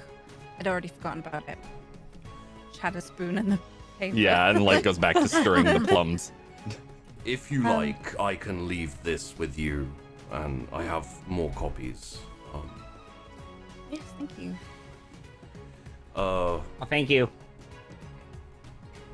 Yes. Well, you've been told, so make sure you aren't late to your training sessions. I have to go and take this one out for a run. She keeps climbing trees and not coming down. And he has this weary kind of, like, this is my life and I've accepted it, but I'm not always okay with it. Look, that you all kind of vibe with a little bit. Yeah, we get it. Yeah. Are ours all still like attacking Oh, each yeah, other yeah, yeah. in They're- like they're- this giant? Yeast I'm feathers in imagining like the background. dust cloud in like Yeah. cartoons. Yeah. It's just Yes. Good luck. Good luck. Thank you. And he turns and heads off, and his dragon goes with him. Well, I should see about getting a stave for this class, I suppose. Do you think that we bring our own, or does it say? Does it say if we can get any extra? Or if we have- There's a few armories around the place, and presumably, at least for training, the masters will have weaponry there to train with. You've seen instances of like some of the buildings seem to be fletcheries, carpentry, some are blacksmiths. You know, it's all very much. You'll see a student working there sometimes, you know, like hammering out a sword or something along those lines. So it seems to either be find something you can use or make it yourself. Yeah. Or, you know, do a trade to get someone else to make it for you. Well, I think there'll be some in the armory or at the classes. But it's also, I'm looking over at Perry's crossbow. I'm like, it also would be lovely to have our own. I mean, I can buy something As he's like distracted by, probably looked over and saw Tourmaline again, just plop. Yeah. I guess you can eat laying down. Yeah, I could probably make something. It depends. I'm not the best smith, more tinkering, but I could learn some. I'll see if they can take me in soon, and maybe light metal. Aluminum's probably not strong enough. Could go with steel. Might be too heavy. Do you do lifting at all? Like looks directly at you, Cassandra. Lifting. Yeah, like Okay, you know, carry. muscle building. No. Okay. So Wow. probably a lighter metal then. And I carry a okay. lot of books. And there's just like a stack of clearly like taking them from the library and they're just in our nest now. I mean, maybe if you pick those up and down again every day. Anyway, no. Yeah, I could get you some lighter metals possibly and see what I could do. It's I might have to have them make a mold for it. And He just starts mumbling to himself as he stirs the After a while, plums. Yeah. we're used to parodying it. Okay, right. So, should I take it that in the next few days or so, all of you would like to, well, let's say in the next short amount of time or so, all of you would like to make your first appearance at a training session with your respective masters? Yes. All right. In that case, we will touch very quickly upon the meeting and go over a bit of the training. Because obviously, as time goes on, your dragons will be less and less dependent on you all through the day. You're going to have to work on training yourselves, becoming, trained in lots of ways, but martial ability is going to be something you will have to rely on for yourselves and also in tandem with your dragons. So, who is using chains?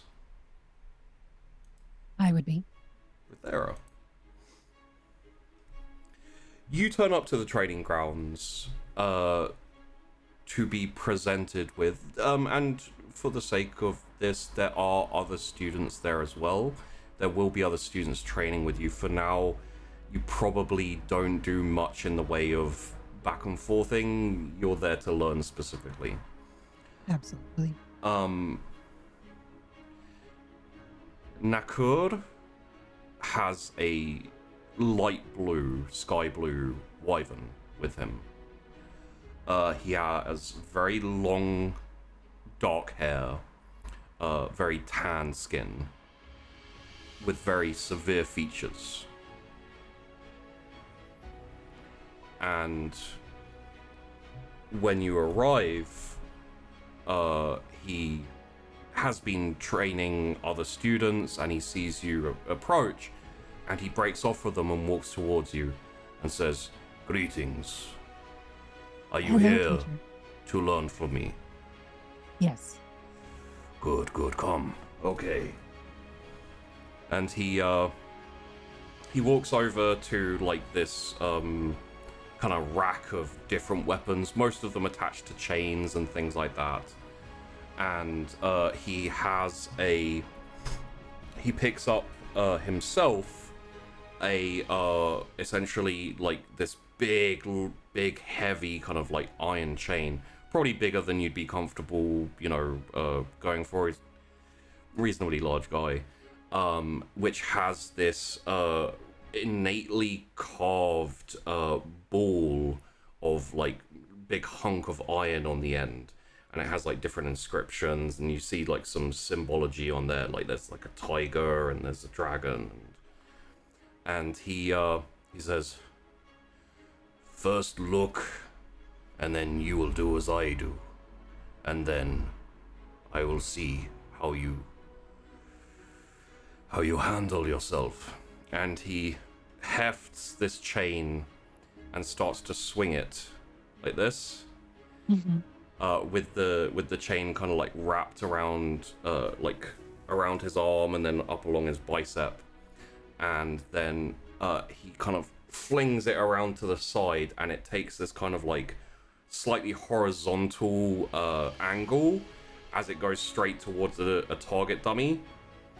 And when it kind of gets to around about just behind it, he kind of like snaps his arm taut, and it kind of like, that causes the chain to hit the dummy and to start swinging around it. And as it starts to swing, the ball like goes, and like a whole load of spikes and like blades come out of it, and it swings around and around, and then just hits the dummy in the face, like snaps the base of the dummy and embeds into the face of the dummy. You would look at her and she'd be rather impressed, but she's not going to say anything. Like, she's very, like, you can tell by her demeanor that it's changed, and she's like, okay, I'm ready for this, but also I'm just here to learn. Like, so I would look over. Is there anything axe like attached to chain, or is it just, because I know what I'm comfortable with, right? And like, I know the Crix has started to teach me a little bit of working with the axe, but a lot of it still was very physical based. So there are some swords which are chained together.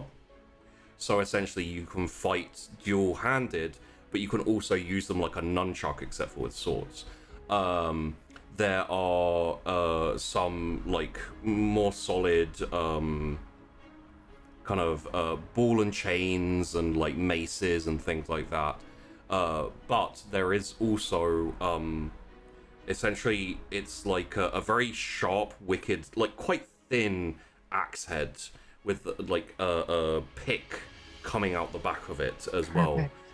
You have a choice of those which are both connected by chains, or there's two of them that have essentially like chains around the bottom, and then a small like little kind of bell looking block of metal at the back, at the end, which is, essentially like a weight, so you can kind of like fight with the axe and then like trap with the chain.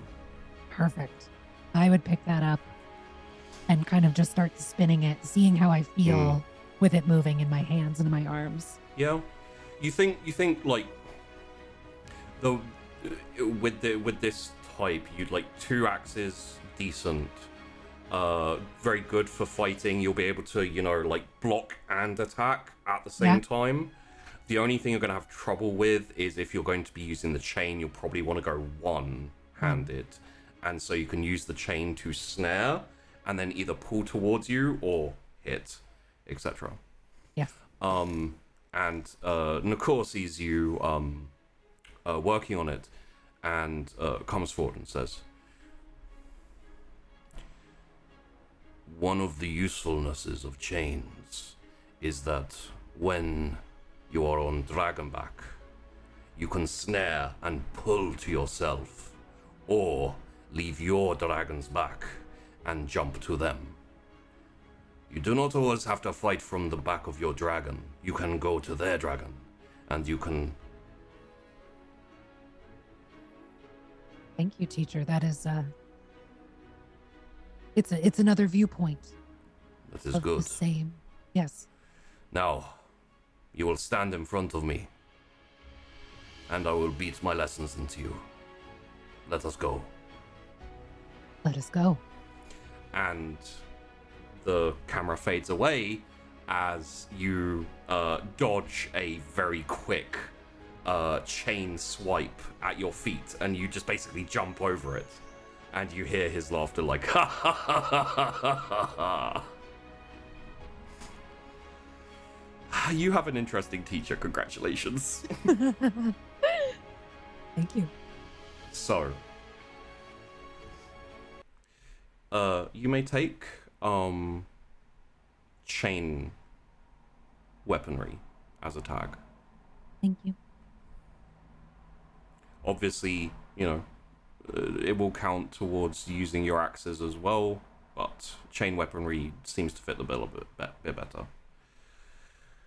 Who is going to be learning with scythes and curved blades? That would be me. Ultra. So, same training ground, another time. You walk onto the training ground and you see a very tall, very broad, very muscled man with very short white hair, and he's standing there in the center of the training ground with a giant curved moon blade. You can see that it scythes up and it slides down, and he's holding it in the middle. He's got like a little handle there, and it's basically like a giant. It's like he's holding the middle of a giant moon, except for it's a massive blade. And there's no one else here. No one? All right. I'm gonna see him across the way, and I'm gonna pull from my bag. I have two.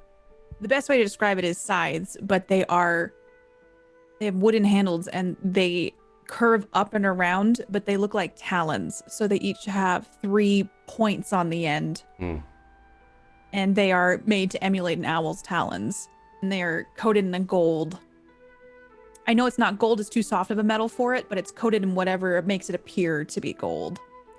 It can have like a covering, a layer of gold on top of but it probably will be slowly smashed off. Yeah. So they look unused. They don't look like they've seen much action. So I'm gonna pull both of them out and then head over to as the only person here to the trainer. With him is a 3-headed green dragon. Hello. I'm here for my training today. But my eyes are on his dragon. Yeah. He leans down a bit towards you, with his blade planted in the ground, and says, "It has been quite a while since someone has been willing to come and learn from me." Are these not a popular weapon? And he takes it. He draws his blade out of the ground, takes it horizontally, puts his other hand on the handle, and snaps. And it snaps into 2. So now it is 2 big curved blades that curve forward like raptor talons. I find they are quite brutal from what I've heard. I usually try to not cause much harm, though. In my training.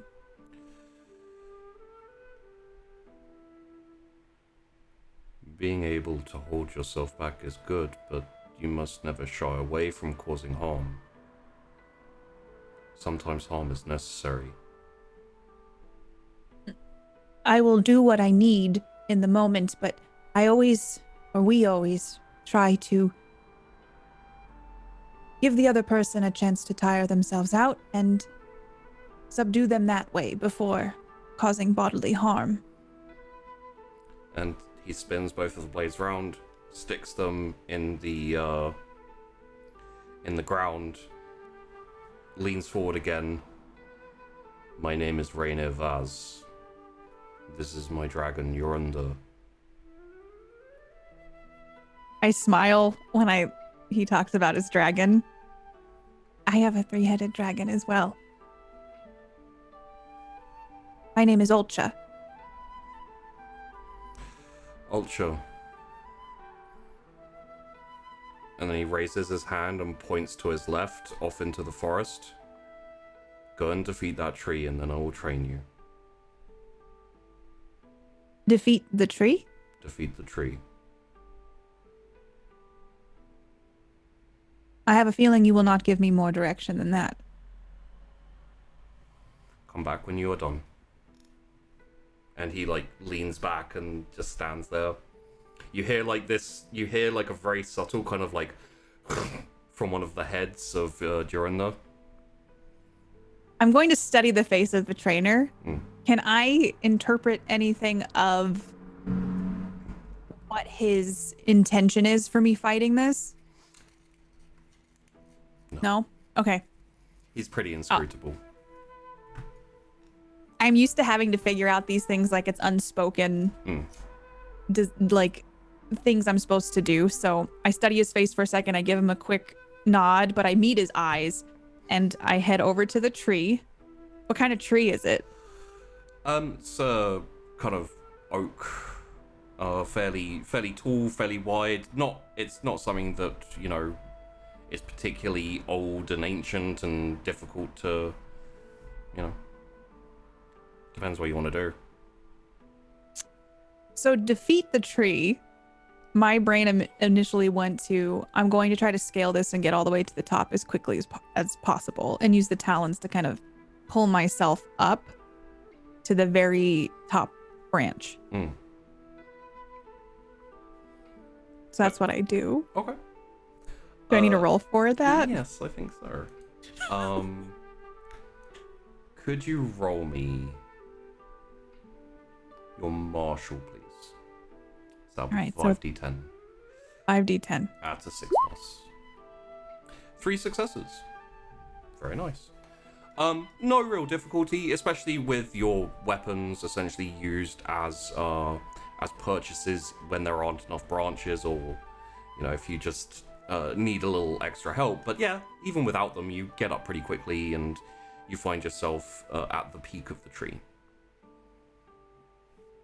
I will turn around and see what reaction I've gotten by scaling this tree as quickly as I Not can. even looking at you. The dragon is. Well, one of the heads is, but he's just standing there in the middle waiting. He's not even looking at me? I mumble to myself, that was my fastest time. And I'm gonna make my way back down to the base. And I'm gonna do a circle around it. And is there a weak point in the tree at all? Like a thinner part than another part? Just, How wide is the base? Like, how wide is the trunk of this tree? It's I'd say kind of like that. It's not massive big tree. It's just standard. He cannot want me to cut this down. That just seems like such an obvious. He told you to defeat the tree. What So I'm does that- studying this tree and I'm thinking through all my options. trying to and figure out what defeat the tree means. Yes, because I'm like, I come from a group of people who, this is where an owl might live. Like, we respect nature and respect the places they might live. So I'm just wrestling with the idea of cutting this down because I don't want to take away the home from an inhabitant. And I look back at this tree. And the only option I can think of is start hacking at it to cut it down. You climbed to the top. Do you feel Mm-hmm. that you defeated the tree? Well, I feel like I'm going to pull my arm back to start cutting at it. And it's just like I resist. Yeah. Like, it's like I start like going towards it. And it's just like, I don't want to do this. So I'm going to turn back around and he's not looking at me, but I'm going to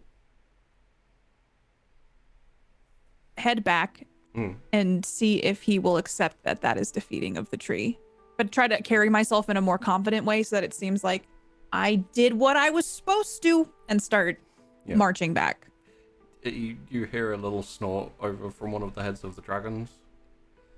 And you get back, plant yourself in front of him, and he leans forward again. Did you defeat the tree? Yes. Then I will train you. It's like one of those things where you're like, cool, okay. But I will look him in the eyes and say, I'm ready for what's next. The only thing I can't teach you is what victory is. That's for you to decide. I think you know what victory is when you experience it. Exactly. Did you defeat the tree? In my way, yes. I Then you- defeated the tree. Then you defeated the tree. Let's train. And he steps back, hefts his blades out, and you start to train. And I will say take, let's call it claw Okay. weaponry to represent your weapons. Okay.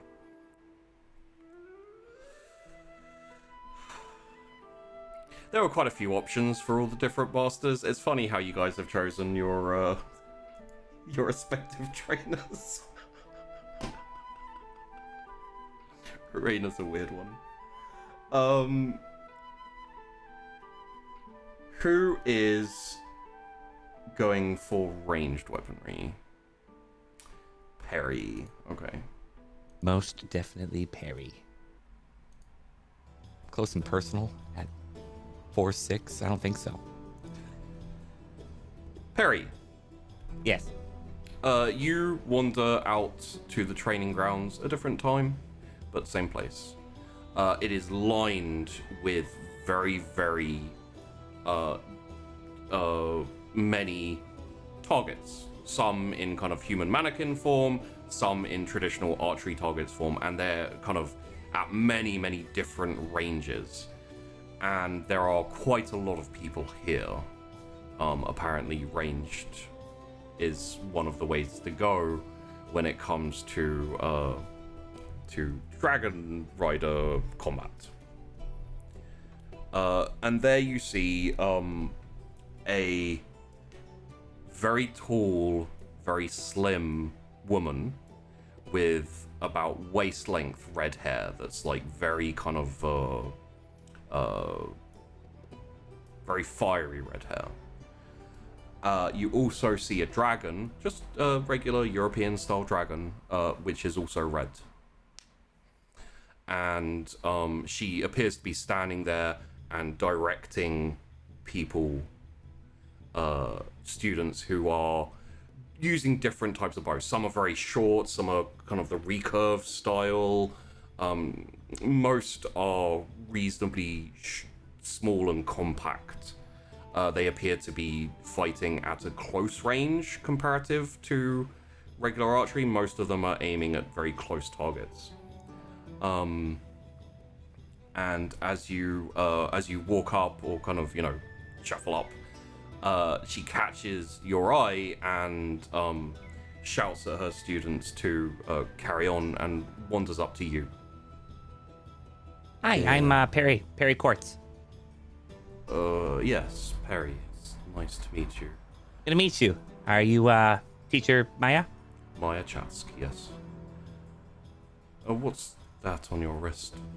And holds it up, and it's maybe a piece like as soon pops as you off. hold it up, she like grabs your wrist and goes in, and she's like, "Yes, okay, yes." And then she's like kind of taking bits apart and putting them back, and kind of checking the gears and everything like that. Still needs work. It does need work, but it is an interesting design. How many shots? 5. Short 4 range, work right though. now. Yeah, maybe 60 meters at best. You'll have to, and she like pulls out one of the bolts. She says, "You'll have to add some more weight to it. Most likely change the wood to a metal.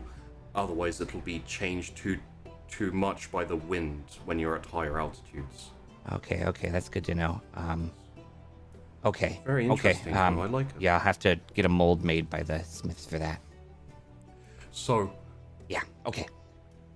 to begin with, what I want you to do is I want you to practice taking a stance and aiming at the center mass. Yes? Okay. Yeah. Work on your accuracy first. Once you have that down, you work on dealing with wind, with dealing in changes, and dealing with movement while firing. And Okay. she looks Yes. at you for a second, and she's like, "Observe." And she goes back over to her dragon, and what you thought was a part of its wing, she picks out this bow that's actually a little bit taller than she is. And it was reasonably apparent from the offing, but now as she starts to knock an arrow that's about the same height as her and the bow, it seems to be it's kind of like that thick. And she knocks it, and as she strains back the bow and starts to aim upwards, you notice that while she's slim, and this is very kind of odd body proportionally, she has ridiculously big biceps. She's an archer, and she's using a giant fucking siege bow. And she aims up and lets loose, and the arrow travels past all of the other targets to one really, really far. I would say, like 100 meters past the other furthest target, and the arrow comes from above and lands like down into it, kind of piercing what you would put your money on being the center bullseye, and just pierces straight through it. There's like a puff of straw and etc.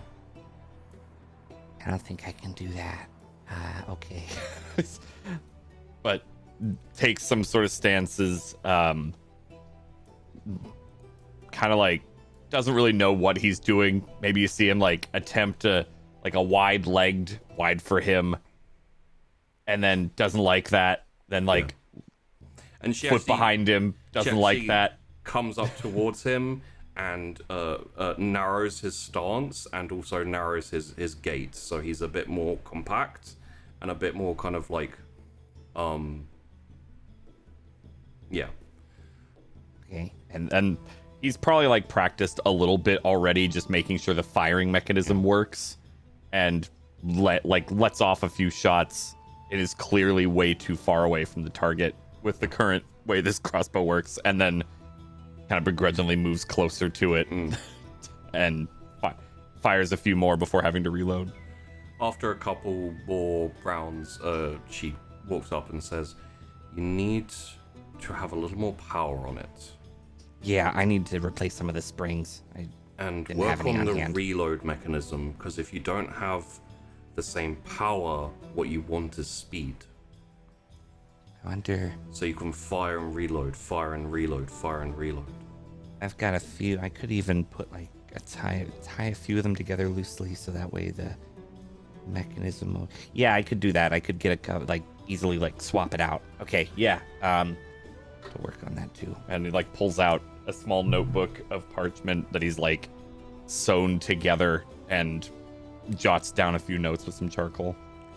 And she leans down, puts her hand on your shoulder, and says, "Oh, by the way, no one's allowed to leave until they've hit their target 500 times. Good luck." Pat, pat. And then stands up and walks off and starts shouting at other students who you now notice are sweaty and tired and kind of sad. And maybe his eyes glaze over for a second as he hears that and picks up his bolts and begins again for probably the next like 4 or 5 hours based on his aptitude at this. Yes. But at the end of that, and as you continue training, you can take the tag wrist crossbow. Okie dokie.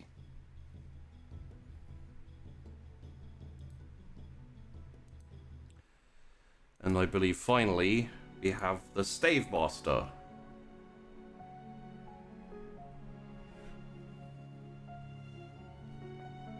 Cassandra. You head out to the training ground. And as you move towards it, and you see there are a couple of students still, or a couple of students training. One of them has 2 blades on the end of a staff and is, kind of attacking one side, attacking the other side, moving back, treating it like a spear, and then flipping it forward. Another one has what is essentially a kind of like a shillelagh, like a wooden club, and is using it much more like a hammer, like overheaded blows and those type of things. You see in the corner, very calm, European style dragon, grey. And next to the dragon is a very tall, blonde, slim woman who sees you approaching and kind of, in a reasonably happy and relaxed mood, starts walking towards you. As she gets closer, she sees you. She drops down to one knee and puts her hand on her shoulder and says, "My lady, I wasn't expecting you here." Do I recognize it at all? You can tell that she's very, very likely from Cargilia. She has the same ears, the look, the features. Oh, yes, don't worry about it. Stand up. Sorry, 1 second. Okay, there we go. And she stands up but keeps her head bowed and says, "I wasn't told that one of the Linden family had joined the Riders." Yes, it's probably kept under wraps for security reasons. But here I am, and I believe you are to be my trainer today. Of course, my lady. I will do my utmost to train you in the way of the stave and see that you find yourself a master in no time. I have full confidence in you. Of course. Let us begin. And she takes you over to a rack of weapons. Did you bring your own, or would you like to choose one? For the moment, I believe I shall use one of these, and in future I'm looking at having one custom made to my specifications. Of course. Please, any you like. And there's, you know, staves and spears and pole arms of many different types. There's even a halberd, you know, big kind of like chunky metal-ended axe thing. I think I'm probably going to go for one that's kind of quarter-staff length, but maybe with this sort of more traditional point and curved metal thing on the end of one side, and then like on the other side, like a nice sphere of metal, like a honk. Yeah. Well, essentially, it's not quite like a spear. It's quarterstaff, and then it has a blade at the end. So it essentially starts out reasonably thick metal, and then thins to a point. But it's not uniform. It's more like a straight edge, and then one that comes in towards the point. So it can be used like a sword in some ways.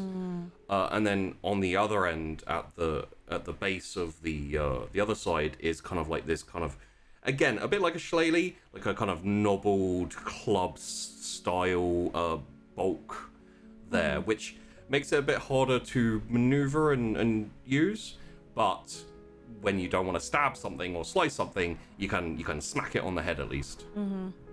Imagine I've had sort of fencing training previously with, you know, everything.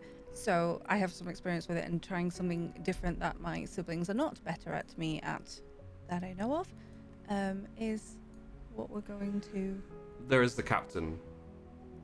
Well, he's just good at everything, so... Yes. He's also in charge of a reasonable size of the army. It's fine. The master in 5 different types of blades and... It's fine. Yeah. Sorry. It's fine. He doesn't have a dragon. He doesn't have a dragon. Just an army. Just so I'm gonna pick that one. I think we need a name for it. Comparative to the other riders, you have a lot less challenging of a time. You learn reasonably quickly, and you may take either staff or stave weaponry as a tag. However, I feel that later on, when you're all having a sit down and a chat about your respective masters, you feel a little bit disappointed because they were all challenged. Yeah. And you were instructed like your tutors back home. Yeah. So I wasn't corrected for anything that I did wrong.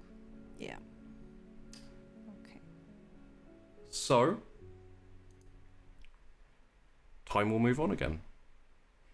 And we are going to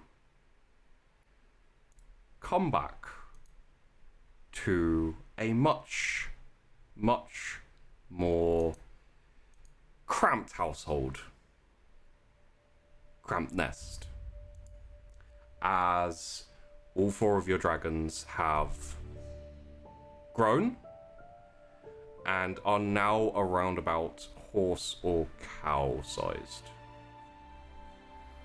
And in fact, at this point, Iliagar comes back to visit and takes you to a new section of the area. Basically all pods at this point are being moved to where now, for the next month or so, until they're fully grown and able to fly, you'll be living in a much larger lodge with essentially attached rooms for each of your dragons. So the place itself, you'll all still be living in communally, and your dragons will have like separate, like tacked on rooms, essentially like a bedroom where they sleep because they're too big for the place. We won't dwell on that, however. As time goes through, you will be training as you have been. You will be going out hunting, all these things that we've already seen. What we are going to do is we're going to fade away again as you move in these much larger dragons. They still, red is bouncy. Tourmaline is quite chill and reasonably, relaxed. Silver is inquisitive, I would say. Very often now you much more get the feeling like Silver is reading along with you. And Blue is maybe a little bit tempered in terms of the pure energy. When Blue gets moving, Blue's the fastest. First to catch a deer. No, once Blue is running, there's nothing that can outrun Blue. Not even Red. And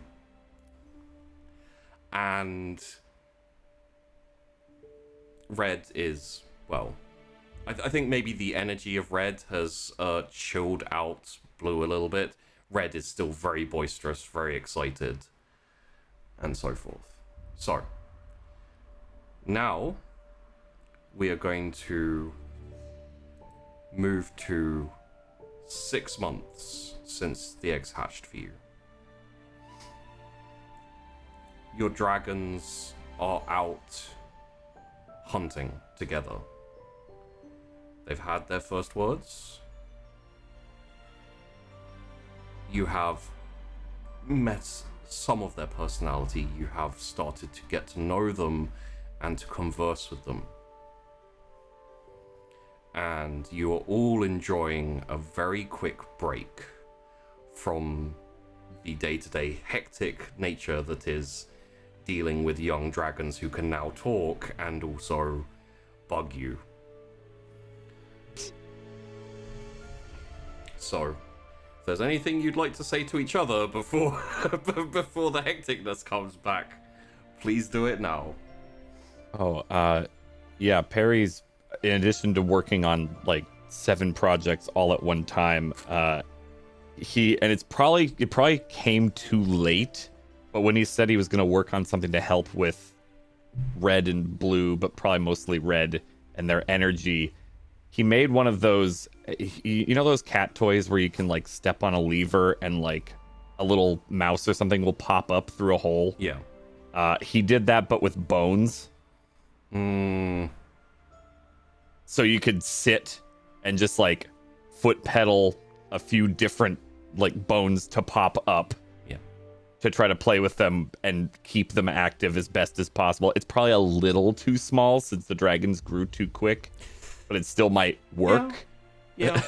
I imagine every now and then Red tries to just paw mash the whole thing and get as many out as possible so all heads can go for a different bone. Yeah. He made a couple of those, one for Red and one for Blue.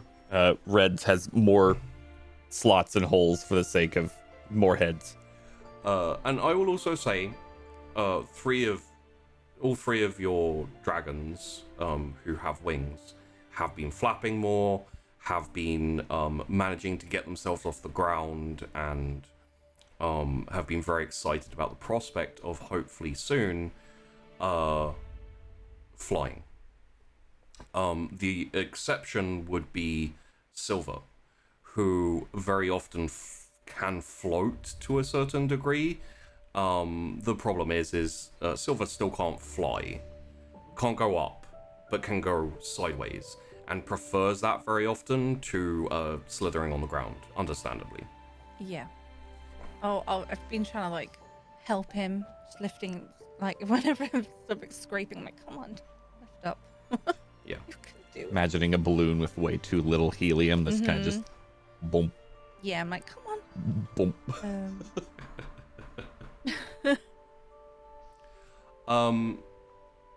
So is there anything you'd like to touch on? Any conversation that would be had? Oh, one thing is that you have agreed with your dragons today will be the day that you decide on a name for them.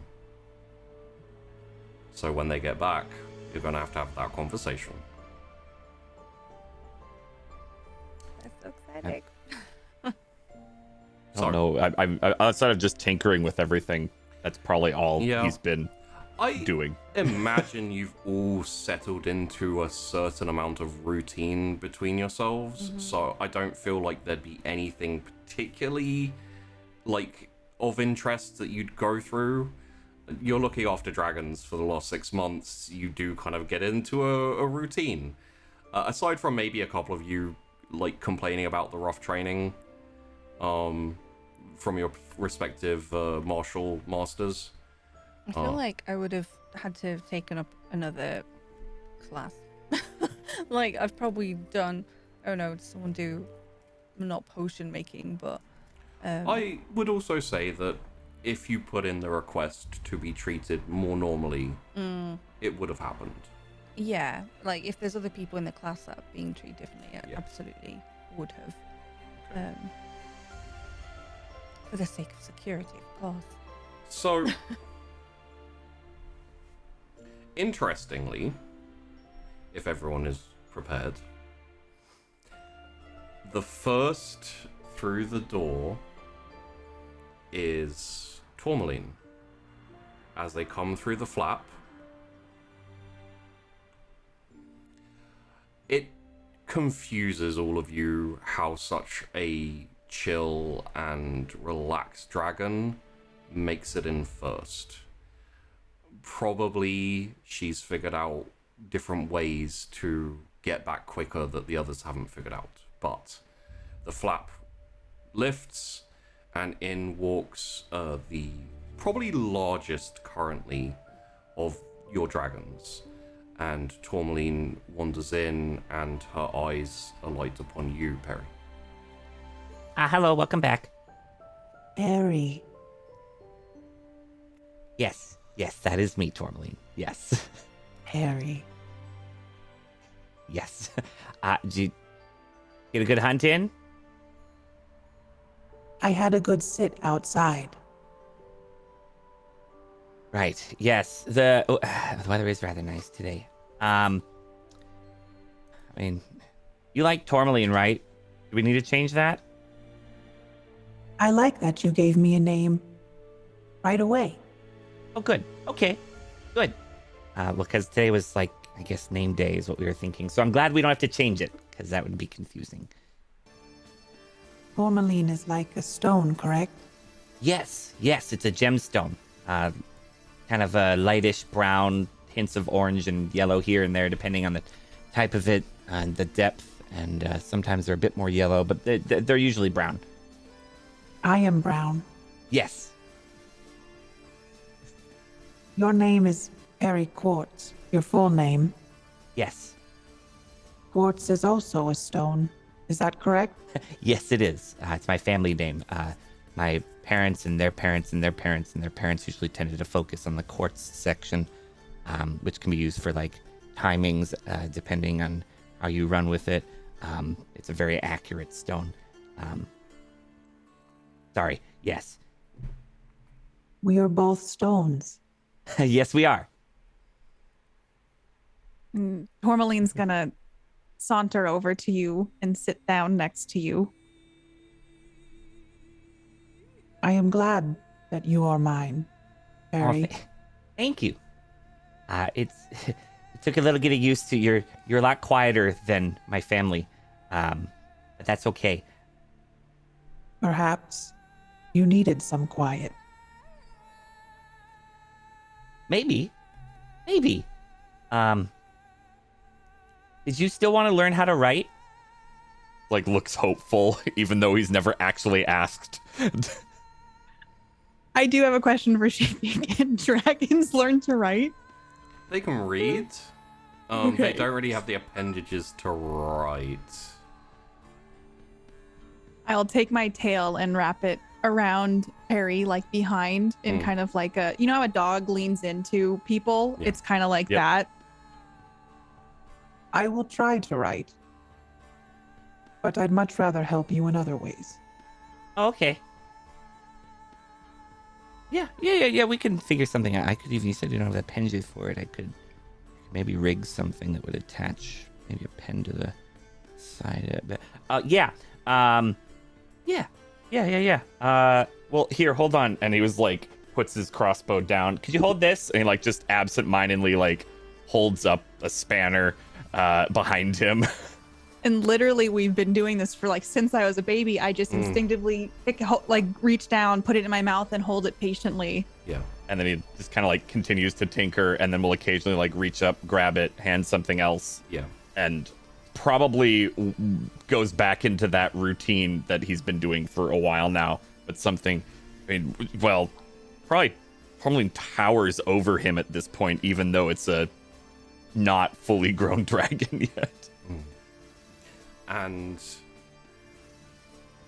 as you settle in, a new guest makes their appearance. Ooh, 1 second. There we go, I can turn that off. As Rithera, a blue snout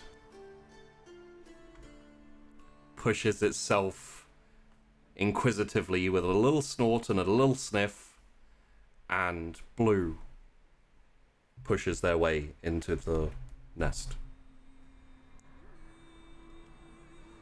Hi, Blue. Ah, you're here. Yes. How was your hunt? Efficient? Are you hungry? No. I'm okay. Thank you for the offer. What did you find? Was it spirited? What did you chase? They're all very slow. I know. Dear, again. Was it satisfying?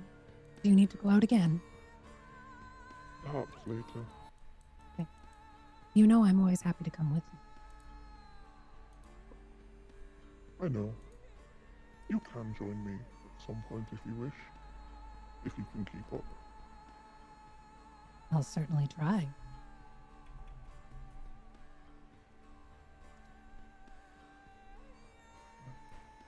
And Today's the day we pick a name.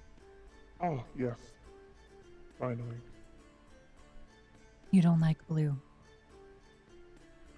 It's a bit on the nose, wouldn't you say? Yes. But sometimes efficiency is useful. Well, there are other blue dragons around, so let's distinguish myself. How? Do you have anything in particular that you've thought of? I have an idea, but Tell me your idea. in Sinza,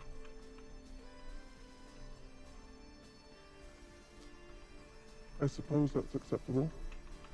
Or long, elegant. long? Well, I'm thinking of the elegance of speed and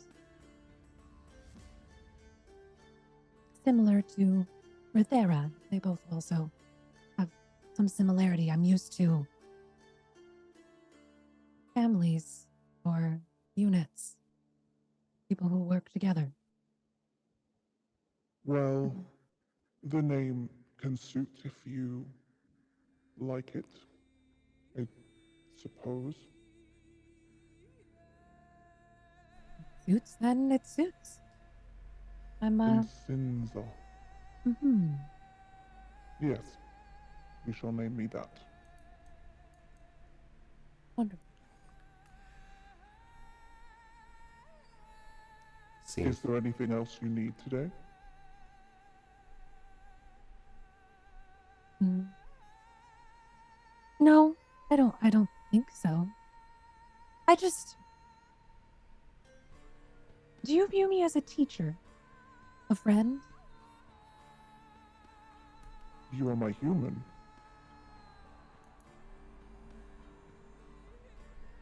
We were both those things as I am them to you.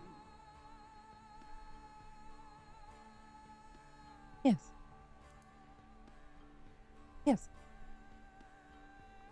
Instance of that. Yes. You seem as though that is not the answer you wished for. No. I don't think it was an answer I wished for. It's just a different role than I'm used to. I'm used to one person always being the leader. The team is still something that's growing on me. There can still be a leader. You take charge, Yes. or if I do. Who is to lead our group into battle? Ultra? No. It would be you or I. I would think that. I think it would be me. I think. Yes. Remove the think and make it happen. Thank you, Instance. You are welcome, Rithera. Now I need a snack.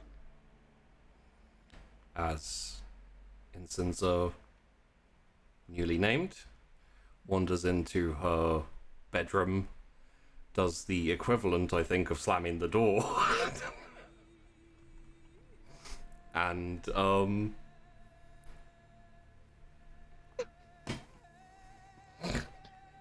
And Rithera is literally just standing there being like, you raised a precocious one, huh? okay, deep breaths, and yeah, cool. It's just a phase, I'm sure. I'm so sorry. That shade was severe. Well, I love it. speaking of Cassandra, you are at the table reading a book as coming floating in, still having a little bit of trouble staying in the air. A silver dragon pushes through the flaps and hovers in front of you. Hi. Oh, hello. Um, What are you looking at there? Well, it's just another tome of the battle tactics for stave work. I don't feel particularly challenged with it. Do we need to get another book? We don't need another book, but we can always get another book. You want to go get another book? Not at the moment, do you? Is there something you want to read? I always pick the books. I did like the one that had the pictures of the animals. The bestiary? Yes. I So suppose which we- parts you should bite first? Yes. Well, perhaps we can check that out again. I'd like that. Great. What are you doing today? Well, I was just researching, but we said about the names today. Yes. Do you have a good one? Well, no. Have you thought? Sorry. Have you any particular preferences? Or do you like silver? I know it's a little, it is your color, but I don't mind it. Do you know what is the word for silver in your native tongue? argentum. Argentum. I like that. Would you just like the whole name, or we can change it, or like Argent? Argent. Yes. There you go, then. Argent. Argent. Yes. Yes. Brilliant. Oh. Good. And Thank you, Lyndon. that's... We spoke about surnames, remember? How Yes. people It has usually have status and two, importance, just like you. and just like you. So, we don't have to use the surname, but you could be Argent Linden, I suppose, as we are. Like family. Of course. So do you not want to be called Lyndon if I am also Lyndon?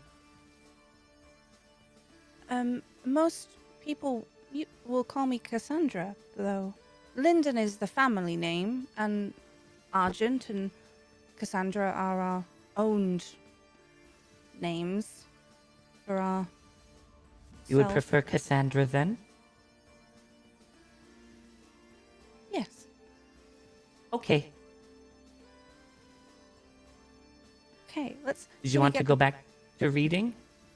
Well, we'll go get your book. Yes, And- the best theory. Yes, and I'll have nightmares again. Shall we? You don't have to read it. I can just read it. Well, someone has to turn the pages. Oh, yeah. Yes. Are you able to float over there today? How much have you eaten today? Not enough.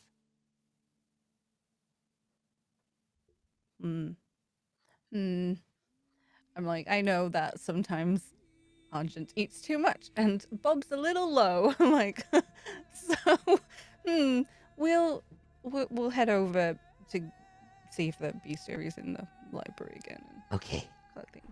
Thank you, Um, Cassandra. You're welcome, Argent. Every time she says it, she's like, And you both head out of the tent flap and off towards the library.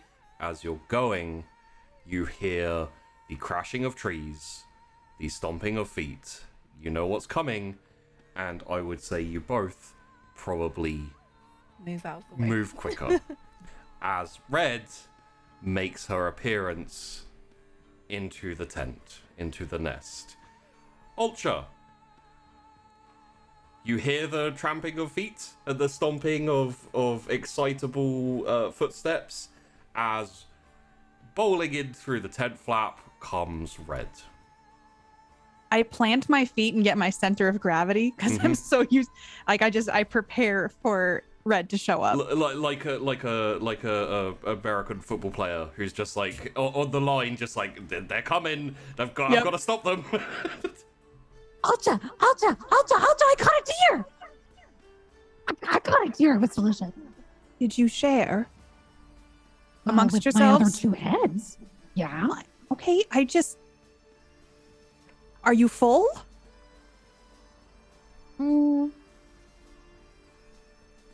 Meh. I'm proud of you, though. You did that all by yourself this time. All by myself. I left wanted to go left and right wanted to go right. But we did it. We all finally came together and we did get a deer. One of us got the head, one of us got the end, and I got the middle. I'm so proud of you. It was delicious. I've been waiting for today for a long time. Do you know what day it is? No, what's today? Today is naming day. Well, I'm Red. Do you like Red? It's what you call me. Well, we can call you something else. Like we can decide if you want a new name. Do you have an idea? Well, I've been thinking a lot, and don't tell Cassandra, but I went to the library and I read some books, and I just wanted to find some name that suited you. Okay. As you're And talking, one of the heads is I was easing one of the forward heads and just flops like down. just like goes on your shoulder and like breathes out and your hair like goes into your face. Yeah, the heads are like kind of almost surrounding you, like the Like- one's like really close to your face, and then the other two are just like one's kind of like starting to like rest to get tired, but the other one's just like Sniffing and looking snorting around. around. Yeah. I'm probably so used to it at this point that I'm like, all right, it's just the chaos of Sure. movement. Okay.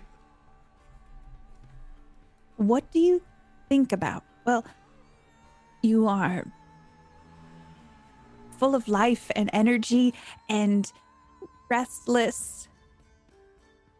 But you're like a flame, a little burning flame, a little ember. What if we called you Ardor?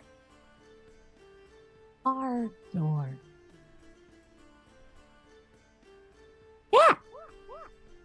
But did you have any ideas? I want you to feel like you have had a choice in this as well. I'm your dragon. I'm happy when you're happy. So that Ardor sounds good to me. You just seem to encapsulate it so well, the energy and loyalty and intensity that it means. Intensity.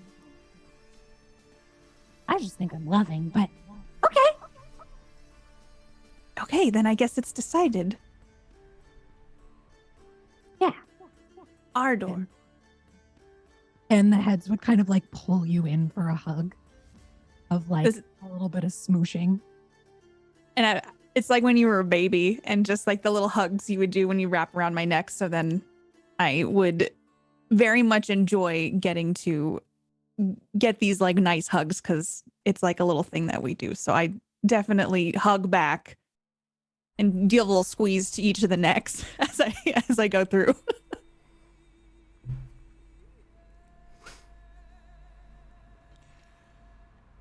And I think we'll fade out there, as all of the dragons have now got a name.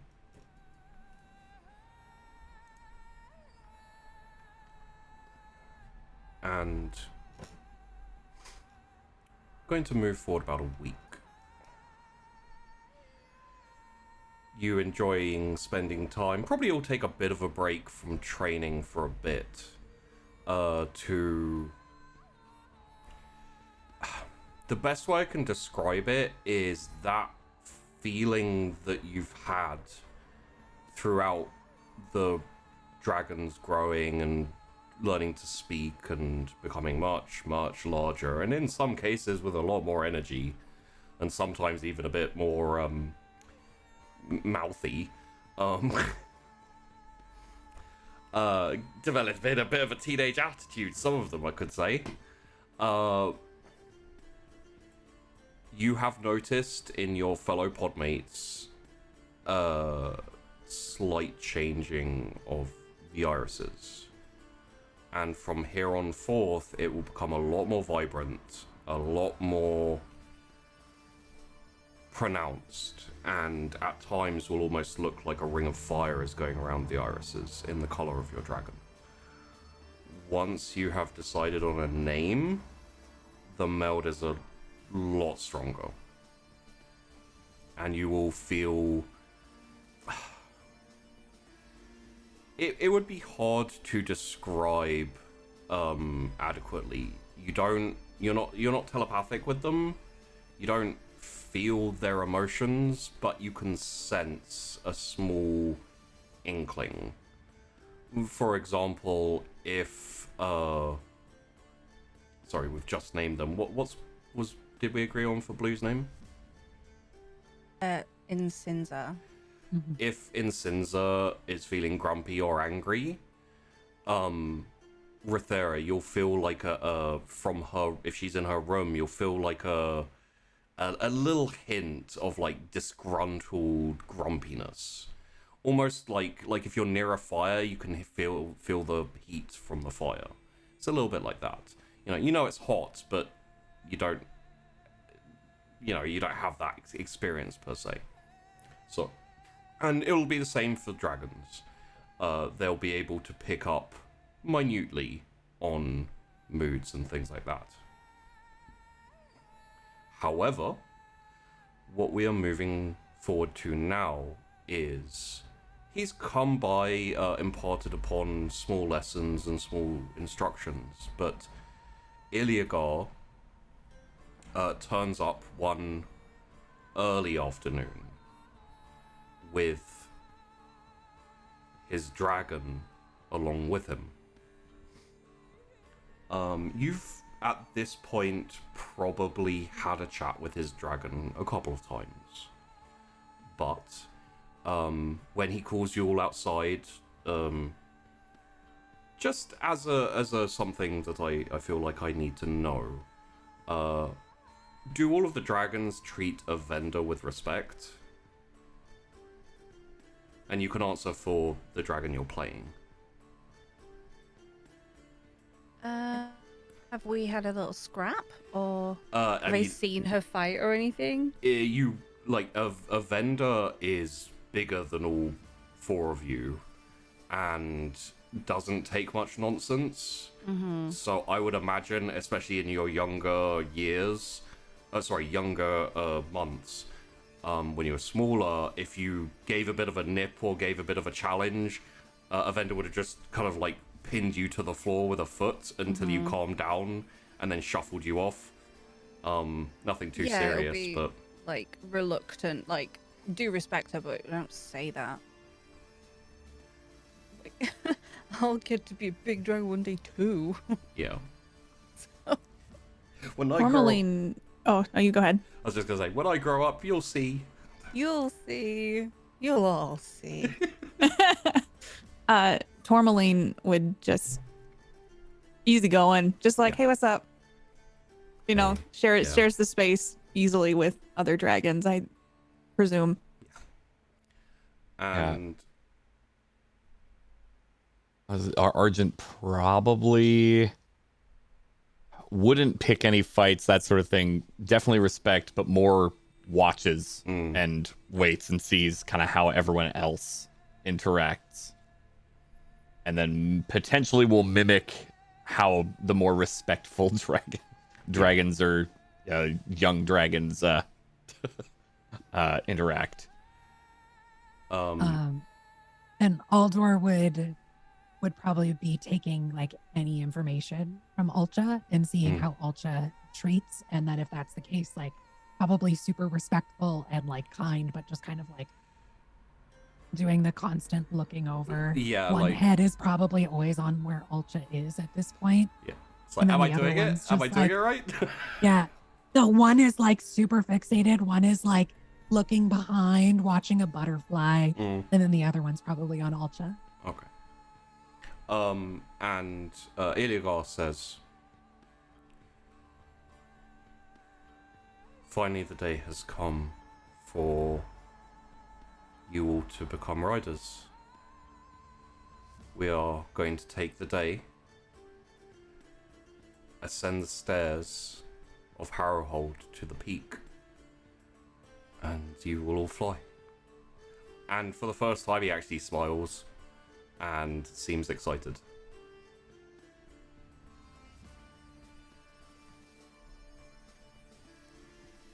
Yeah, okay.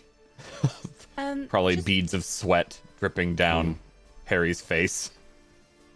Yeah. I'm like, I haven't actually been able to ride my dragon yet. So, we're feeling pretty confident then. Of course. With that. Good. And Iliagar looks up at Avenda, and Avenda's violet head comes down and more to all of your level and says, You all have two more things to learn. How to fly, and how to utilize your power. Today, you will be learning the first. In the coming weeks, you'll be learning the second. Now, meet us up there. and Avenda's wings thwomp as she kicks off from the ground and starts flapping up into the sky. And with Iliagar on the back, you see them take off and head towards the peak of Harrowhold.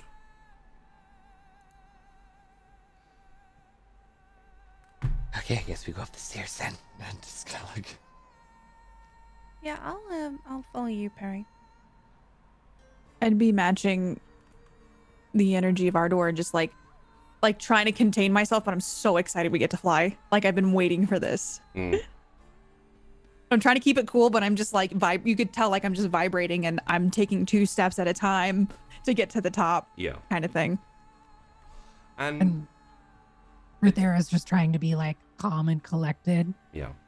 Also being like, okay, but are we going to get into the air and Zinza's just going to decide to not fly? Like that is the internal dread that's in my stomach of like, I mean, but if Zinza crashes, I crash. So that's not going to happen today. Yeah. Probably not. And all the dragons head up with you as well. We will find ourselves up at the peak. A flat, barren mountaintop. Not massive,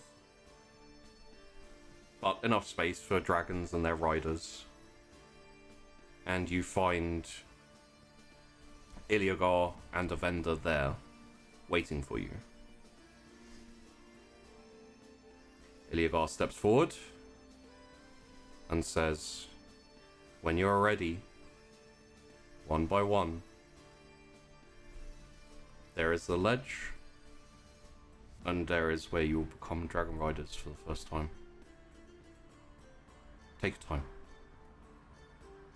And you hear, like, slightly back further behind him, But not too much time. I do not have all day. I'm gonna look at Ardor and I'm gonna kind of meet each of the eyes of the heads yeah. and give like a nod. I'm ready. Me too. And I'm gonna run and jump on Ardor's back. And if Ardor is ready to go jump off the ledge, I'm like down for that. And they're like, one of the heads is going to like help bump you into like the proper place and ready to go. And we'll 100% just like take off and be like as excited as you are. Yeah, you jump on one of the heads, like you essentially, this is something you've practiced, like you go hunting together quite a lot. And so as you lift your foot, one of the heads come down and helps you push yourself up in between the shoulder blades, in between the wings on names until we get there. Ardor. Onto Ardor's back. And Ardor, from the middle of the ledge, pushes forward towards the edge of the ledge and jumps and spreads her wings and flaps, and you feel the like air kind of brushing past your hair, like pushing your hair. You're like, oh god, I'm gonna have to tie this up somehow because it's all crazy and all this kind of thing. And then Ardor banks to the side slightly, and you see like clouds beneath you, little bit of parting there as you see the ground like maybe miles beneath you. And Ardor pulls in her wings, and you dip and you dive, and you get the sensation of like just ridiculous in volume of air like flying past you, the wind whistling in your ears. And then she spreads her wings out again and glides and like catches the air, and you're kind of almost like pushed into the back of her neck as everything quietens down and you're floating, gliding just above the clouds. Down below on the ledge, you probably hear distant like woo, just like screams as like we're zipping around, and so like you hear someone in the sky just screaming, but it's like excited sounds. Yeah. And just holding on tight to Ardor's neck and just like this is everything I think I've ever wanted. So it's just full excitement, no fear. Just I was built for this. Mm. And if Ulcha's yelling, Ardor would probably like let out a loud, like just giant, huge roar of excitement, and like you can just feel the booming excitement between the two of us. And the two heads extend as you're gliding, and roar is kind of like a as the middle head extends straight forward and shoots out a vibrant, pure red flame that just extends out in front of you. Yeah, I would stay up there for as long as we need. I probably would call down. Like, I'd be like, Ardor, bring us close. Okay.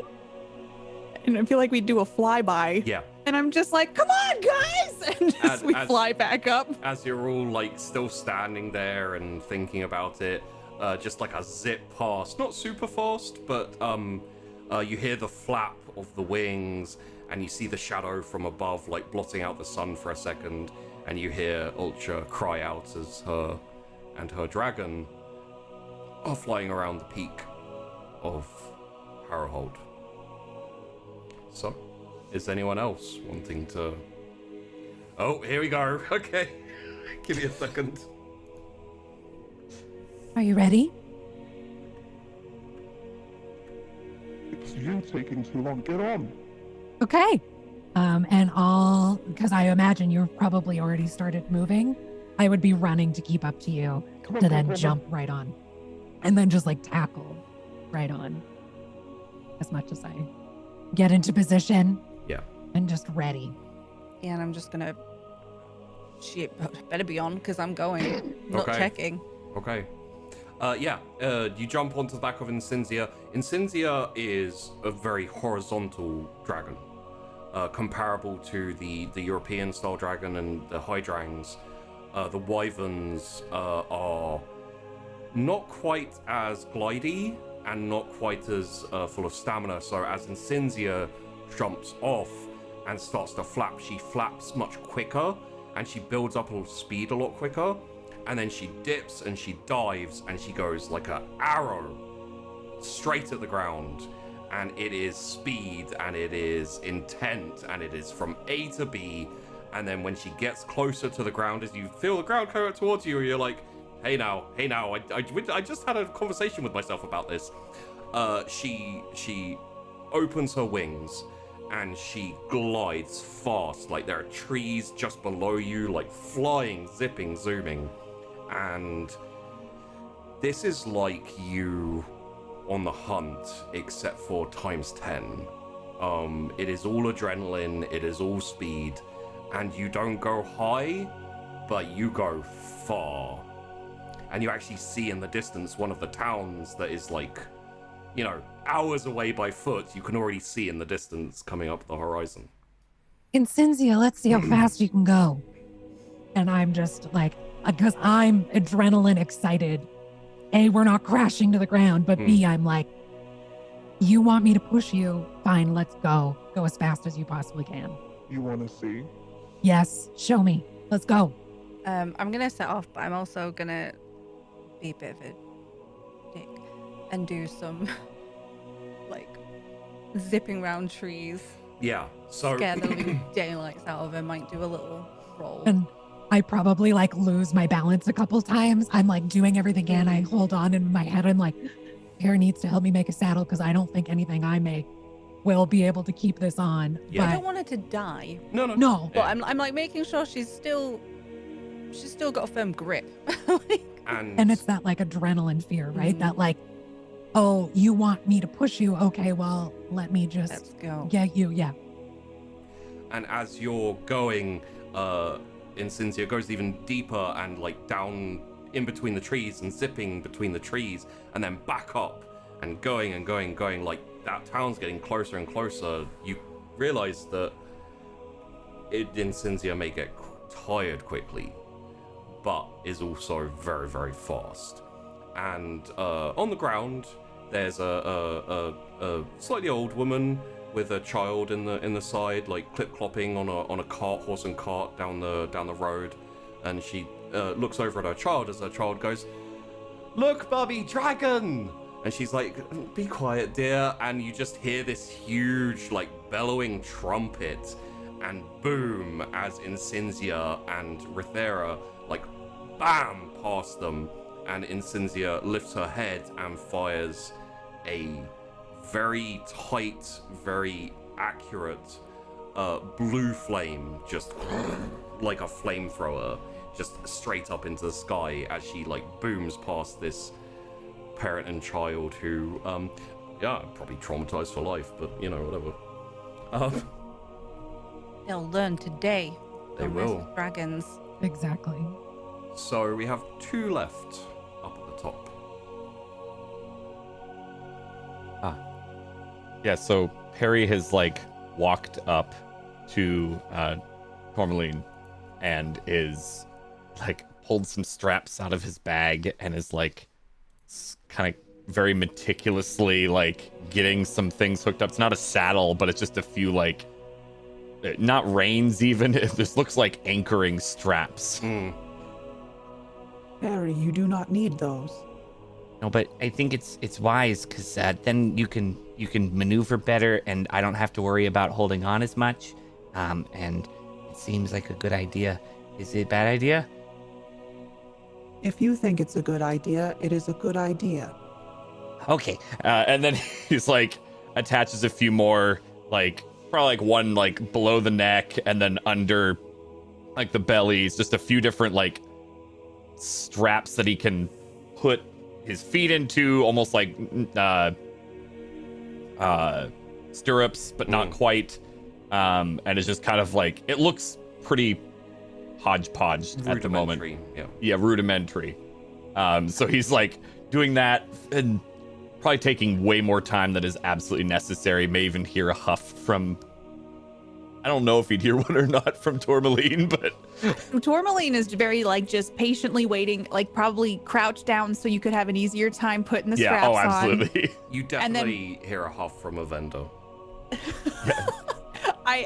I'm fine with it, so I just let Perry do his thing, and then as soon as you get the straps on, I'm just gonna get up and start plodding to the edge. Okay. And like kind of tries to Come, keep up as Perry. best as Perry can. Yeah.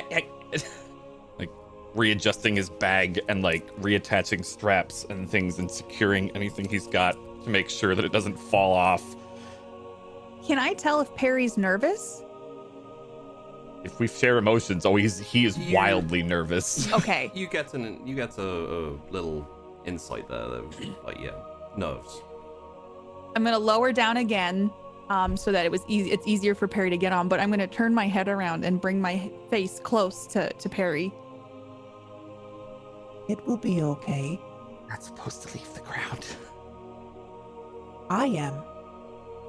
I am Yeah. supposed to leave the ground. Yeah.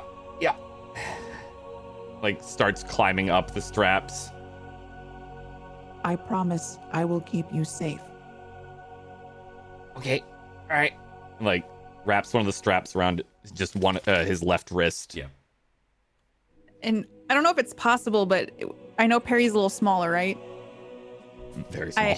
As I stand up, like, yeah, you have the straps on. I think that is like an extra measure for you, but I'm gonna see, can I tighten like my back a little bit to kind of cradle Perry in my back muscles? With your kind of like the shoulder blades from your front legs. Like to kind of make like an extra belt buckle, like kind of thing for him. And then I'm just gonna gently go to the edge. Are you ready? Perry just closes his eyes like, yep. And I'm gonna step off the ledge. And I don't know if it's possible that it's a gentle climb, like it's like a slower start than like a deep dive direct to the ground kind of thing. Perry, you hear the Probably feel a strap like get pulled tighter the moment there's like a whoomph.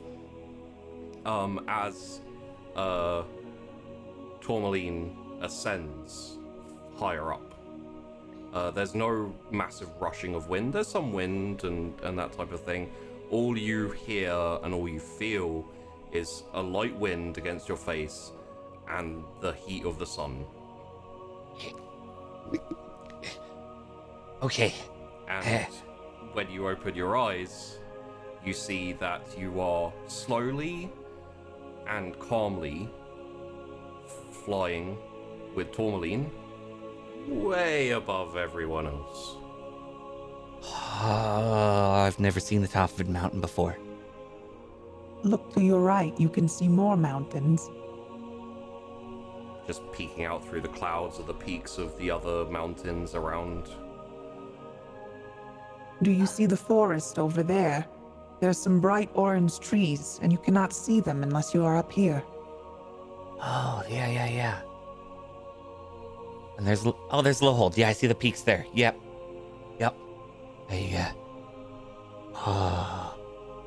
You okay? You comfortable? The strap's too tight?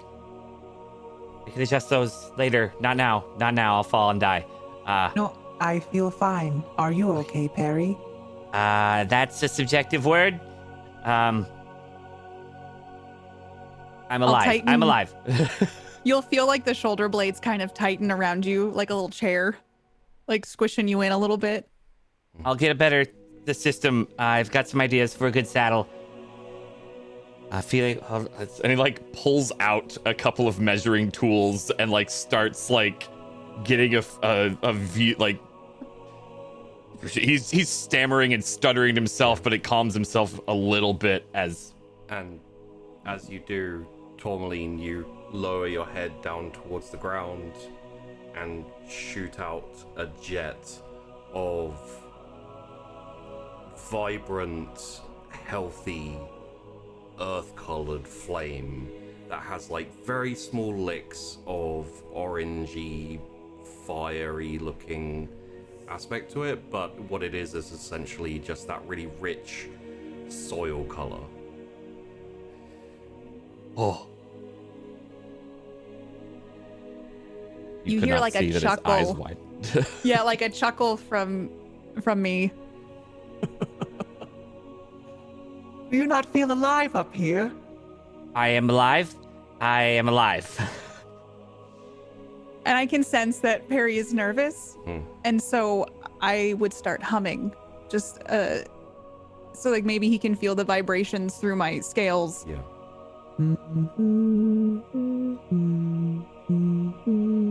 To try to calm him and just make it seem like, hey, we're okay. We're just flying around. He's been calming down and definitely like jotting some notes that he's like death gripping. Yeah. About measurements and saddle pictures and things are exactly what he needed. The humming is not disliked either. And finally, we have one more pairing left on the peak. Well, two technically if you count Avenda and Iliagar.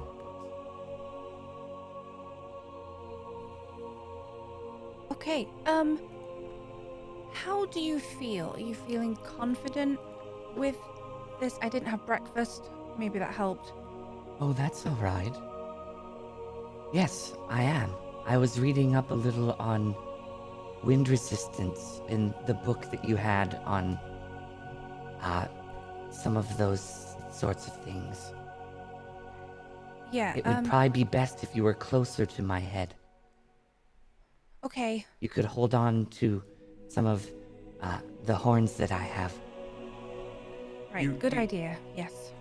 You do have two legs.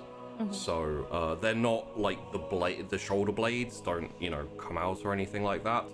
But you do have a naturally kind of like natural groove at the back of where you essentially consider your neck to be, which is very comfortable. As long as you don't do any very sharp turns or, go upside down, should be just as safe as the rest of the dragons. Right, okay. There's also shoulder blades. A little more wind resistance there. Perhaps later we can learn if you ride farther up. as an additional point of matter, Argent does have a very healthy mane of green hair that comes down his neck. You can't really reach his horns. He does have horns, again, unique to the rest of the dragons, mane and horns. It will not hurt him to grip the mane. It may make you feel a bit safer. It doesn't help that much because essentially you're already safe, but Yeah. Okay, well, let me know if I hurt you. But let's give do this a not go. worry. Yes, Um, whenever you're ready. Right. I'm gonna like clamber on, and I am gonna be It kind holding of on like Lowers it's a down, horse like without- so that you can kind of easily step over. yeah. like a horse, like a horse, but smart. Okay. Maybe more like a snake That's not. or serpent. I've never gone for a ride on a snake though. Like there's horses. I know that. So it's Okay. fine. Here, you Yeah. can hold my hair. Okay. I'm gonna hold them like it's reins almost. So Yeah. it's not gonna help at all. And Right. How Ready? ready? First step is always the most difficult. I think that's what it said. And then slide off. And because you saw the rest of them go, you'll notice the difference. Argent doesn't jump off, Argent essentially dives into water, essentially, and is moving through it in such a way that is almost hypnotic. If Argent needs to go down, Argent just goes down, and it's almost like the air is holding him up. He can make turns, he can make moves. He's not the fastest. He's definitely the most agile, the most able to maneuver. And It's like swimming, isn't it? Like the current. like an eel or something. We'll along look those into lines. that after we get down. The other thing I think you'll pick up on is this extends to you a little bit as well. You don't really feel the air whipping around you. It's not moving your hair. And you get the sensation that maybe even if you went upside down, you wouldn't fall off. Maybe. You're not sure. But Argent dips down for a moment and then moves to the side and then casually opens his mouth, and like liquid mercury, a silver flame spews from his mouth and shoots out into the air. And on that image, we will finish there, as all four of you may add the tag Dragon Rider to your characters. Yeah. So cool. Phew, sorry we went a little bit over, everyone.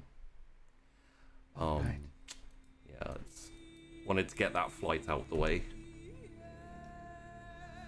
So, congratulations, your dragons are, for the majority piece, grown up to a semi-adult size. You've had your first flight. It's a lot of fun. I really enjoyed going over that. Really cool.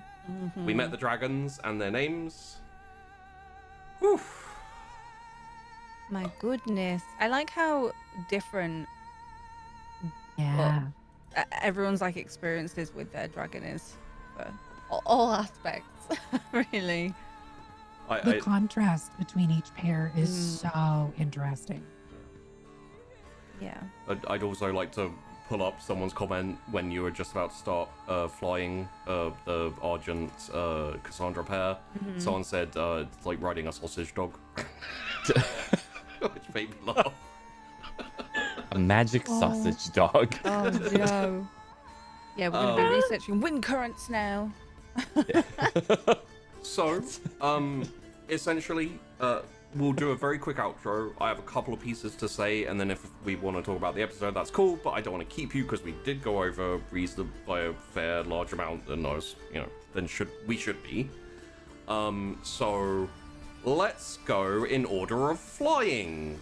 Who was the most bravest dragons? So we'll start with I believe it was Ultra and names. Sorry, I'm trying to say the names so that I pair them up. What was your Ardor? Ardor. Yeah. So we'll start with Ardor and also Elbel. Oh, okay. Yeah. Cool. Hi, everybody. I'm Ellie. Elbel. I played Ardor for you today, the very excitable red dragon, and I also played Rethera, who is dealing with a grumpy teenager. Yeah. So It's a nice surprise. it's a nice little surprise. I am a variety streamer. I stream a lot of retro first playthroughs. You can find me on twitch.tv/Elbel, spelled with a 3. And I stream 4 days a week on Tuesday, Wednesday, Saturday, Sunday. And I'm all giddy and excited. I'm just like, blah, blah, blah, blah. Well, hop potato it over to Tashvar, who was the second dragon to go. Hello. Yes. So we are pissed about that, to be honest. Incinzia cannot believe that we were left to be second. This is not what we discussed about becoming a leader. You need to sort it out. It's a lot of fun. And Cynthia's like, come on, let's go. And Cassandra, who is my elf rider, is it's a great fun contrast. I like playing two different characters. It boggles your brain. But I'm Tashna. I do lots of variety content. I've been playing lots of Final Fantasy 14 recently. I do my makeup on stream, and I also have a Warhammer 40k painting and lore show for YouTube with Sheepy on GM. So the rest of the Space Marine will be painted, and that video will come out soon. Got lots of minis. I love them. Need to paint some more. But that's me. And I will hop potato it next over to the third dragon to go. The most chillest dragon ever. Katie Peters plays. Hello. I played Tourmaline, and I had to think of my character's name, Ultra, today. I'm Katie Peters Plays. I stream at Katie Peters Plays on Twitch. And I have podcasts, and I have one called Quantum Drive that's coming out right now, which is about the Orville, which is a sci-fi show that I love. And I do that with my friend Rob. And then what else do I do? Do I do anything else? I mean, you have your episodes of Katie Hasn't Watched Them. Oh yeah, I have Katie Hasn't Seen That too. Season 2 is on its way soonish. I've been recording those, and I'm going to try to release them in a different way, but I'm working on that. And then yeah. Oh, you're doing the upstairs downstairs. Oh yeah, I'm over on Roll for It. Yeah, tomorrow I'll be doing Downstairs Cast. I'm playing Good Society, which is so much fun, and I am so obsessed with the gossip. It's like a reality TV show, and I am here for every moment of it. Just the drama of it all. Oh, if you like Downton Abbey or anything like that, it's just like that. Oh, it's so good. If you like Cassandra, but multiples, and all trying to deal with each other. Look, I love the Regency era, so there's love triangles left and right. Yeah. You know, I play a maid, so I play the less elegant part of that lifestyle, but it's been really fun. And it's a really cool idea. I haven't managed to watch much of it. I think I watched the beginning of the first episode so far, but yeah, people should go watch it over on Roll for It. Good Society. What's it called? It's Good Society. The show's called The Eaton Grange Estate. Yes. So if you like Downton Abbey, Pride and Prejudice vibes, it'll be right up your alley. And I mean, Yeah, like literally, I give Mark the rundown. Like, this is what happened in today's episode. Okay, Just talking about the gossip. Love So that. get like Arthur did this today. Like, it's just the whole thing. But yeah, I've been doing a lot of stuff lately. So you can follow me on Twitter and Twitch, and then see what shenanigans I'm getting up to. And finally, I wouldn't say the scaredy dragon, but the last dragon to leave was Domestic Dan. Dan. Yes, little Argent. Hi, I'm Domestic Dan. I got to play Harry Quartz and Argent today. Two friendly characters. Yeah. Argent just wants to learn all the things and is figuring stuff out. Yeah. To get for reading books for like 8-9 months or something over and over. Just wants to learn all the things. So you get to feed that knowledge instead of food, although maybe food too. Yeah, maybe a lot of good food. But yeah, no, super fun. Yeah, I love the dynamics that everyone has.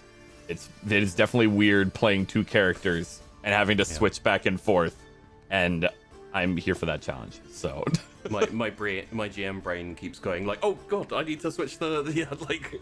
Right. We'll get a hang on it. Oh yeah. As I said, experimental. So yeah, absolutely. And then yeah, you can find me Domestic Dan doing pretty much anything under the sun, sometimes literally. And I know soon. I think of this coming up for me is Katie and I are gonna go play some Tiny Tina Adventure Time. Yeah, are we doing that today? Co-op. Well, I swore we were last week. Okay, I'm just checking because you were saying it in a way of like, are we doing this? So I'm just like, I've been last I planning on checked it. in our DMs, we were doing that sometime Okay. soon. Yeah, like today. Yeah. But yeah, that's me. That's I do all I when I say I do all the things I really do. So just and I myself am Sheepdog. I run the Wandering Inn, and I appreciate all of you coming out to watch. I appreciate the raids, the follows, the subs, everyone who's... Today's been a big day, which was really nice. And last week was a big day as well, which was also really nice. And I'm really enjoying Dragon Riders. I'm looking forward to more, although next week there will be no Dragon Riders. One of the issues with essentially running a show, how we're going to run it, is if we're missing a player, we're just going to cancel the episode because you can't have a dragon and a rider for two separate pairings be missing. So, you know. However, I think the payoff is worthwhile because there were points when I forgot I was GMing and I was just sitting there listening to you guys interact as dragon and rider, just being like, man, this is great. I'm looking forward to doing more of this. And yeah, aside from that, you know, no Dragon Riders next week. The week after, there is. And yeah, I think unless anyone would...